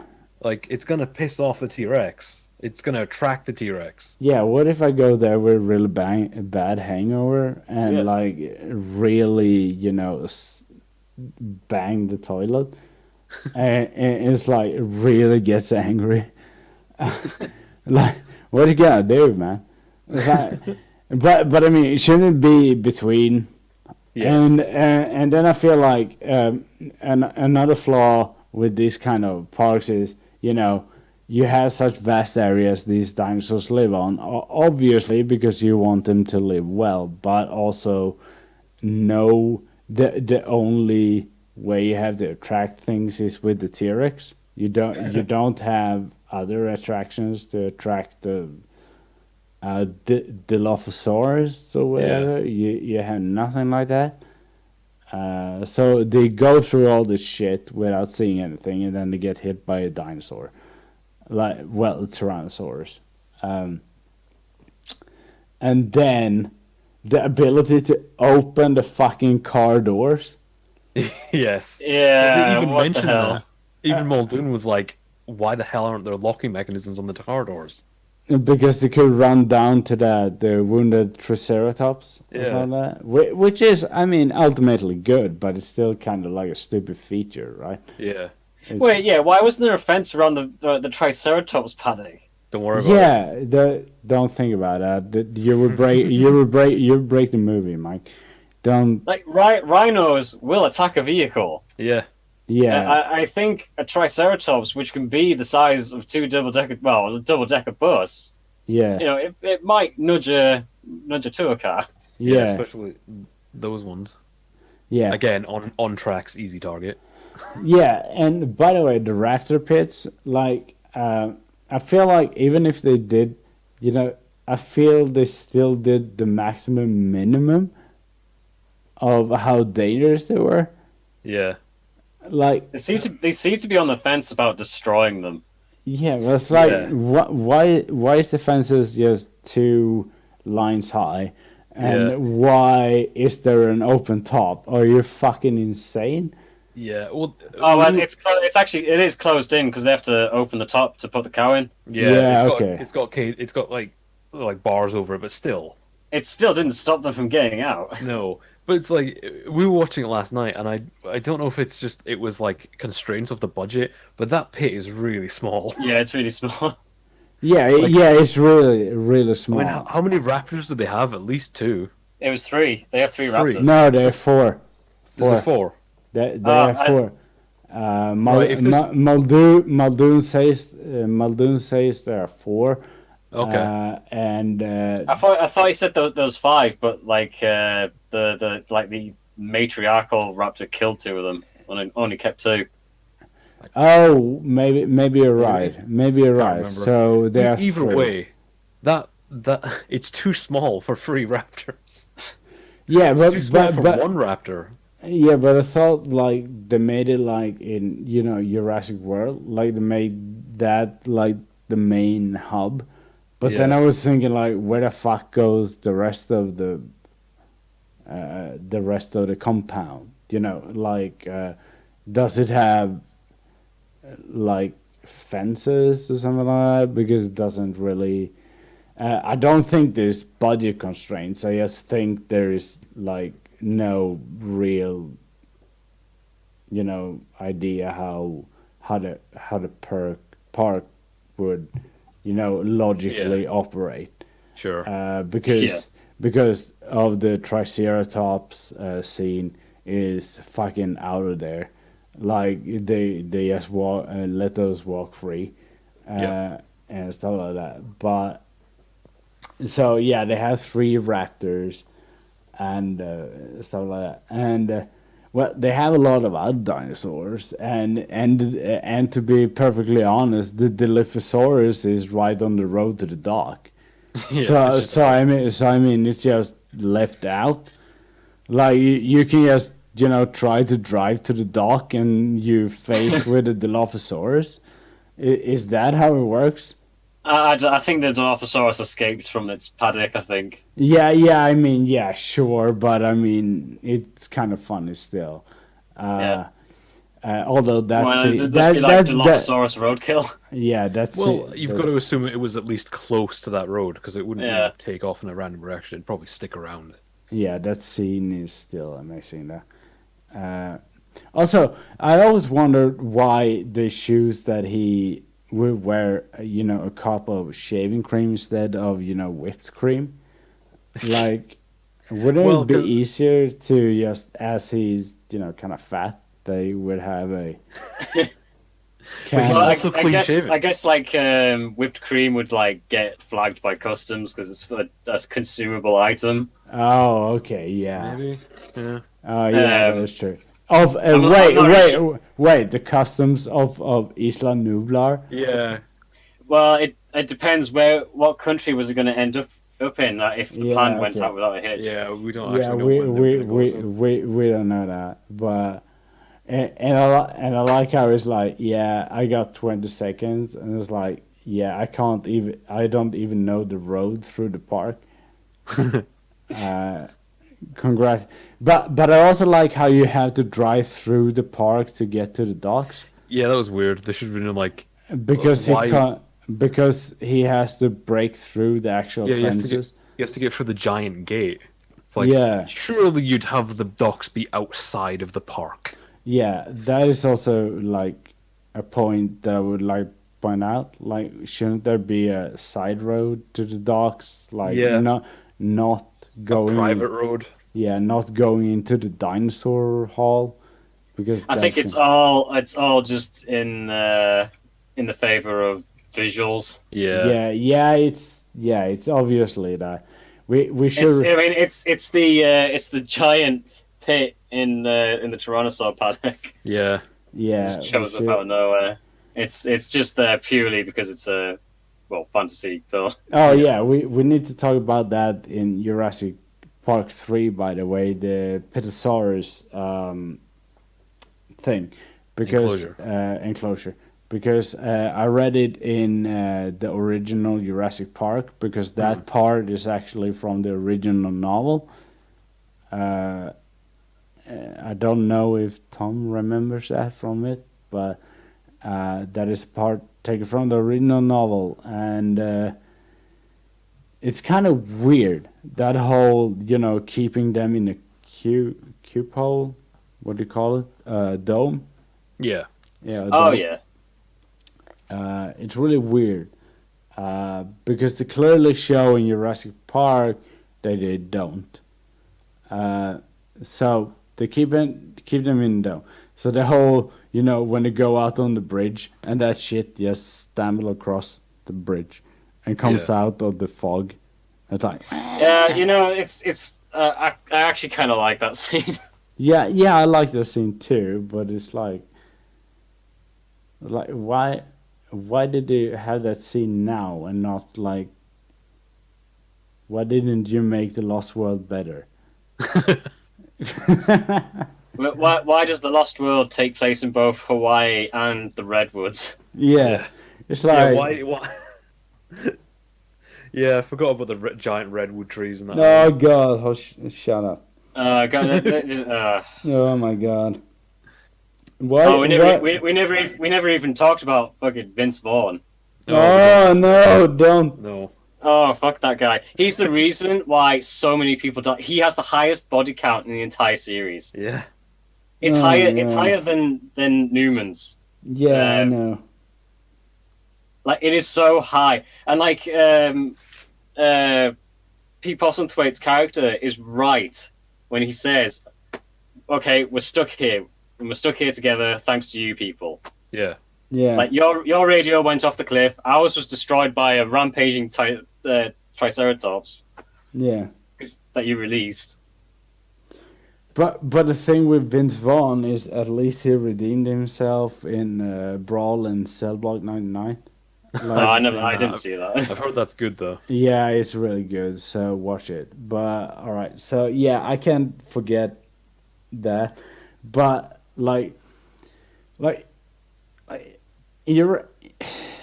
Jurassic Park 3, everything is like down to this miraculous kid. Yes. Yeah. He's the miracle kid. Like, no kid can be like this kid. He's like oh fuck, what do you call it? Jumanji. Yeah, yeah. What you call that comedian? I forget his name. Robin Williams. Robin Williams. Yeah, he's Robin Williams. Wow, how can you forget that name? Are you gonna? I had a brain fart. Am I gonna strangle you? I don't understand the comparison. What? No, in Jumanji, because in Jumanji he survives. Yeah, right, yeah. Because he survives within the game so many years, like, and this kid is that kid, like, Yeah, like he literally looks like he's dressed like him when he comes off the game. It's okay, but it's Newt from Aliens. Well, it's Newt from Aliens too, yeah, but sure. So they do this all the time. Yeah, but it's kind of stupid, and it is stupid. It is stupid because it's he wouldn't survive a day, but and then he has his fucking parents, which you want to peddle, like okay, all right, the wife you want to shoot. Like, I'm not even gonna sugarcoat that. You just want to shock and blast her out into space, into the sun, and yes, you know what? He's better off without a mom, and because she is the most awful character in the entire series, I think. What is she even? She's there to scream. Yeah, she's even worse than the intro rich bitch in the Lost World. Like, the intro rich bitch in the Lost World had a reason to scream because her daughter was eaten by tiny green dinosaurs. And it's that scene is so weird because it looks like Ian Malcolm ate a daughter. Yeah. Oh my God. Yeah, that was always a weird visual joke. Yeah. Even when I was a kid and when I saw it in the theater, I was like, "That's weird." Yeah. Yeah, but it's like so Jurassic Park 3 is like, I mean, it has some nice visuals, but the thing with it is that it can't even film its own visuals right. It's failing at that. It's like it got good. It got the good robotics and the animatronics, but they can't film it. It's like they don't know what they're doing when they're filming it. it's got a real weird pacing to it too. Mm-hmm. Like there's no ramp up to anything. Yeah, No... well, as you said, they land on plane and instantly Spinosaurus, and then you had this kid that they find living in a ISED plane, but it was like it's no tanker. He has a jar of piss for some reason. Yeah, well, because it hides his scent or something. Yeah, like that. Or like yeah, and he's holy shit. Okay, yeah, so the director of Jurassic Park 3 directed Jumanji. Oh my god! It all makes sense. Oh my god! It all makes sense. We should have known. We should have known. Oh, we should have known. He also directed Honey, I Shrunk the Kids, The Rocketeer, The Pagemaster, and Captain America. Oh my fucking god! It all makes sense now. You were so right on the money, Mike. Yeah, Mike. Can I just give you a virtual high five on that? Because you were on your fucking money on that one. Because I was with you, but you suggested it. Holy shit, that one was fucking. Holy shit, that one was on money. I'm frequently right about horrible things. Yes, unfortunately for us. Yeah, that is the worst thing about me is that I think not well. I can also do that, but not as good as you. My worst thing is still that I never remember an actor or actor's name. I just say, yeah, it's that dude. Yeah, no, I just and people like, what dude? No, it's that dude with the scar. He was in that movie, and that movie, and that movie, and that movie, and that movie, and it was like, no, I don't know what dude. And I know, like you know the name, but for some reason you just can't think of it. Yeah. But I'm equally bad at character names when it comes to in movies. Like, this character, and then like which character, and like that character, and like which one is that? I don't know its name. Let me IMDb. Wait, and it's like I always do that kind of stuff. All right, so we got the Jumanji part of Jurassic Park 3 right there. That is quality stuff. We need to cut that out. Because that is really good stuff. No, that explains a lot of this fucking movie. Yeah. And the rest of the movie is just kind of a bad Jurassic Park movie. Because it meanders. It meanders around. It's the same stuff. Yeah, because something I remember that I really liked in Jurassic World was when they were threatened by the Indominus Rex, and they ran into this shed and they find these old Jurassic Park cars. Yeah. Oh yeah. I really liked that scene because that was like people complain about it because it's like, well, why would it work? And it's just like, well, whatever, shut up. It's cool. No, I really like it because it was like. The stuff, the way the history of the park. It's also kind of this good visual of like, okay, this is the thing they tried to cover up. They just want to forget about it, and it's just left. Exactly, and they just pushed it away. And the best thing is that one of those cars still works. And I really like that idea because that's like, because Jurassic Park still fucking lives, motherfucker. And like it's kind of symbolic in that way that Jurassic World can't take that away from it. But Jurassic Park 3, I think, like, sometimes you wish a movie wasn't made. And I think that I would prefer if that movie wasn't made, but they still made Jurassic World. Do you get me? Yeah. I would prefer that. Because I don't hate Jurassic World as much as Jurassic Park 3.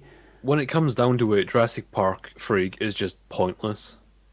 Yeah, there's no point to that film. It just sucks. I remember coming out, I went to see it in the theater, and I was just like, well, Yeah, that was a film. It was Jurassic Park again. Yeah, It's like it's but it wasn't even that. It was annoying Jurassic Park yeah. again.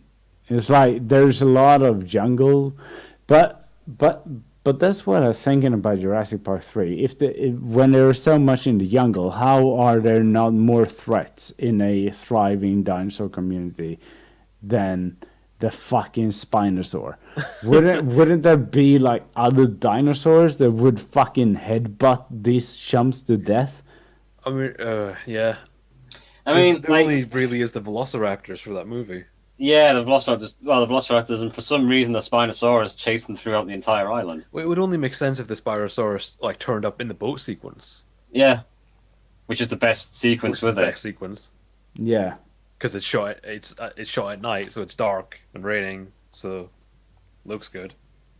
yeah, it's the only reason for it to survive, really. I like Yeah. in a narrative point of view, at Yeah. least. I mean, when it comes to the Lost World 3, and I'm gonna guess when I do eventually see it on DVD, Fallen Kingdom, I I appreciate that they exist, but I always wish that I can see things just. It's just like, okay, why isn't this better? They could have simply done this, this, and this, and it would have been better.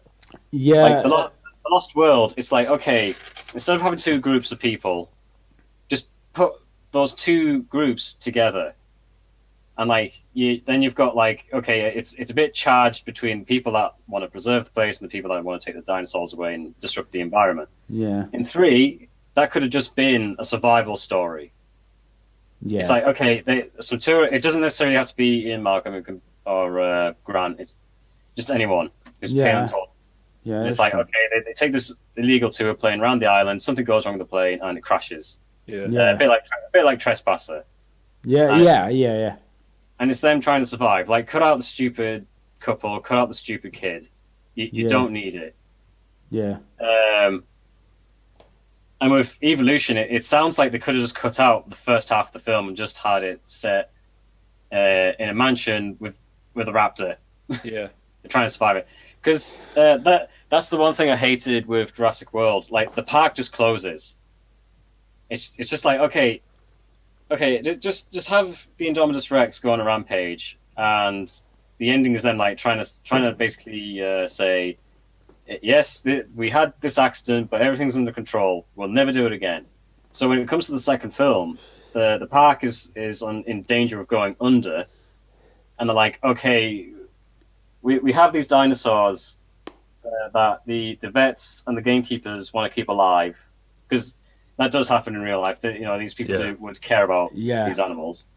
yeah. And like, okay, we've got no choice. We have to sell some DNA to the rival company that has been constantly constantly been against InGen through all these films. Mm-hmm. And that's like you set up for the mansion scene. but like they are gonna use the things like I played. I'm just gonna say this because it's not actually related to the movies. But I played the game Jurassic World Evolution. Yeah. It's the sequel to Genesis. Yeah, and you have to, if you don't have money, you can sell the fossils containing DNA to someone else. Yeah. And I was thinking, like, why would you risk that? Because someone else is gonna open a park or something? Like, isn't that extremely dangerous? Well, in terms of like Jurassic World, they're less likely to make a park and more likely use it for weapons. Yeah. Which is coming very, very close to Resident Evil. Which is also coming very, very close to the idea of the dino-human hybrid idea. Exactly. But what they should have done for the. But to be fair to Jurassic World, I can kind of see where their idea is going. Yeah. But they never really elaborate on it. But I'm gonna guess they're gonna send in the raptors, as the raptors are really good hunting packs. Yeah. But like, you can't just, I don't know. It's but I was thinking when I was playing that game and I needed money, and this is like yeah you can sell these fossils because you don't need this DNA. And I was like, who gets that DNA? who gets that DNA? Can I control it? And it's like, no, you just sell it. And it's like, yeah, but who gets that DNA? Why can't I sell it to someone I know is gonna use it for good? Like, don't worry about it. Yeah. Like, so the game is like, yeah, but you get money for it. And it's like, yeah, but I'm sending you Allosaurus DNA 74% complete. You're gonna fuck it up. Someone's gonna fuck it up. No, and capitalism. Like, no. Yeah.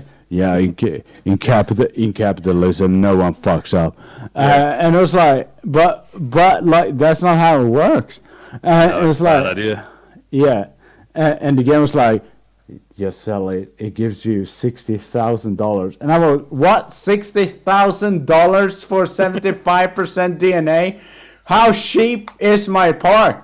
Yeah, seriously. Like $65,000 for 75% DNA? Are you fucking kidding me? In the recent movie, they're like selling actual dinosaurs for like $1 million. Yeah. That's it. And it's like, that's cheap for a dinosaur. That's cheap. Like, surely it costs that much to make the fucking thing. Yeah, and my scientist in the game makes them in like what, 2 weeks? Yeah. And they're like, yeah, we found this really good fossil. It's 85%. And I was like, yeah, I am already at 85%. And I was like, yeah, we could sell it for 20,000. I was like, what kind of market value is this? Yeah, I know. Like, right? how many dinosaurs are there? I guess the market's just booming at the moment. So yeah, it's like there's like 1,000 dinosaurs out there just running around. Well, yeah, that sounds safe. Everyone's sick of dinosaurs. Price has gone down. Yeah, it's like, and I think the same in kind of Jurassic Park, Jurassic World, because you know how people are bored of dinosaurs in that movie. Yeah. Yeah, you can't. So they have to make the Indominus Rex. They don't have to make it. Maybe they just have to choose more raptors hunting. But because I would watch that for days. But like they make it, and it's like, yeah, we learned nothing. And it's like, why is the cage so small? Yeah, we learned nothing. Yeah. Yeah, but what about these claw marks? Yeah, I said it before, we learned nothing. Like, we poured money into it, we hope for the best. Yeah.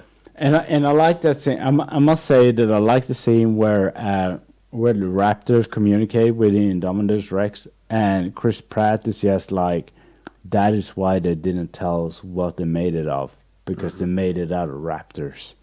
Yeah, I do like the fact that it's quite clearly asking them who's the pack leader here, and they all turn to Chris Pratt. Yeah, I love that. I do love that scene. Yeah, it's really like, it's a really good scene because and I really like that scene when he says like, yeah, now I know why they didn't tell me what they made it of, because. But by the way, I feel so sorry for like it's like the raptor that's like at the bottom of the pecking order and just gets blown up by a missile. Yeah.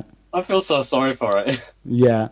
But I like that Chris Pratt has this relationship with the Raptor Blue, but it's not, it's not stable.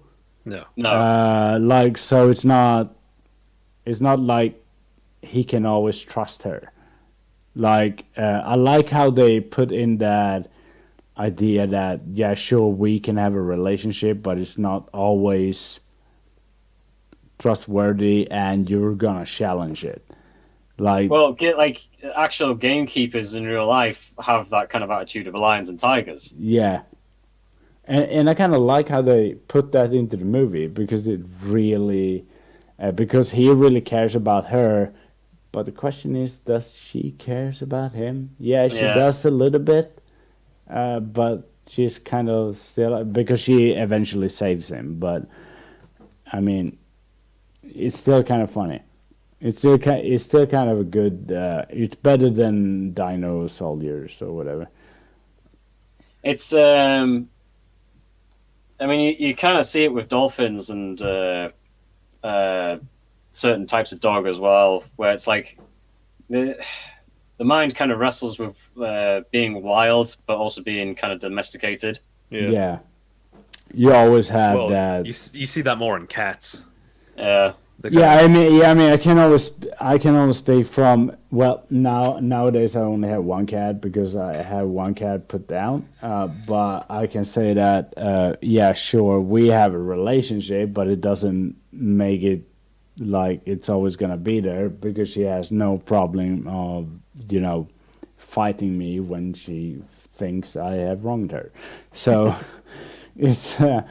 Cats are really good at that. Cats are really good at the hierarchy stuff and challenging it.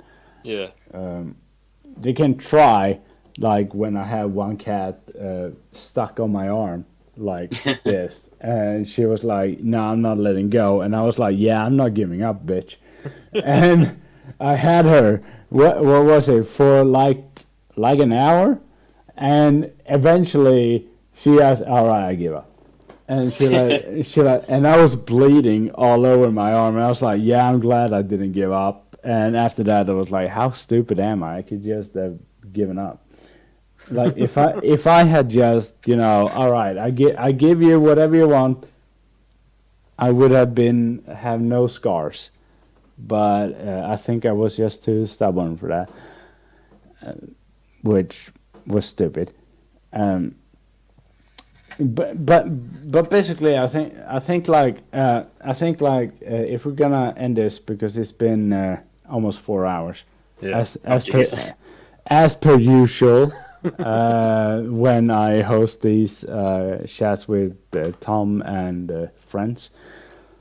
If we're gonna end it, like Jurassic Park is a great base movie, but I don't think any one of us is angry that it takes a more fun way. It's lightning in a bottle, and it's timeless. Yeah, I don't think any one of us is really angry at sequels or prequels or anything that comes out. It can't really harm Jurassic Park, and it doesn't really matter. Because it's all fun and games. Yeah. It's dinosaurs. I always like watching dinosaurs. It doesn't really matter what they're doing. I can go on Google and just Google dinosaurs, and I'm like, yeah, dinosaurs. You know, even I like Doug McClure movies. and if we need really good dinosaur movies, we can also go watch Carnosaur. Yes. Yeah, we can do that. Tom, Carnosaur 4 was it? What's it called? Well, it's called Raptor, but yeah, it's basically Carnosaur 4. Yeah, it sounds like something not even Best of the Worst has taken up. Well, because to be honest, they've already seen it. Yeah. Okay. They've seen the other Carnosaur movies. They've seen Raptors. Yeah. Okay. I'm gonna say it like this: we three are gonna have more podcasts in the future. So you better prepare for me asking you out. Okay. See it like dates. Yeah. A lot more sad, but still dates. I said I'm just preparing you for it's a lot more sad. But I'm thanking you both for hanging out with me. This podcast will be up on YouTube like tomorrow or something like that. I think I'm still Twitch affiliate, so I think I still have a 24-hour thing before I can upload this on YouTube. So because I got paid from Twitch yesterday, which I wasn't prepared for because I haven't streamed in I don't know how long. Yeah. But, yeah. So our payment was successful, and I was like, what payment? Yeah. I'm getting paid. What? I was like, what payment, you motherfuckers? And then Hey, don't look a gift horse in the mouth. Yeah. Yeah. So it would be up probably tomorrow, Monday. I would probably upload it and then just add it so it goes up 24 hours from now. But thank you, both of you, for joining me. I really appreciate it. You guys are really fun to talk to. And next time, what we're going to talk about, I don't know. We're going to talk about, I don't know, fucking 80s action movies starring David Carradine, maybe. Oh, God.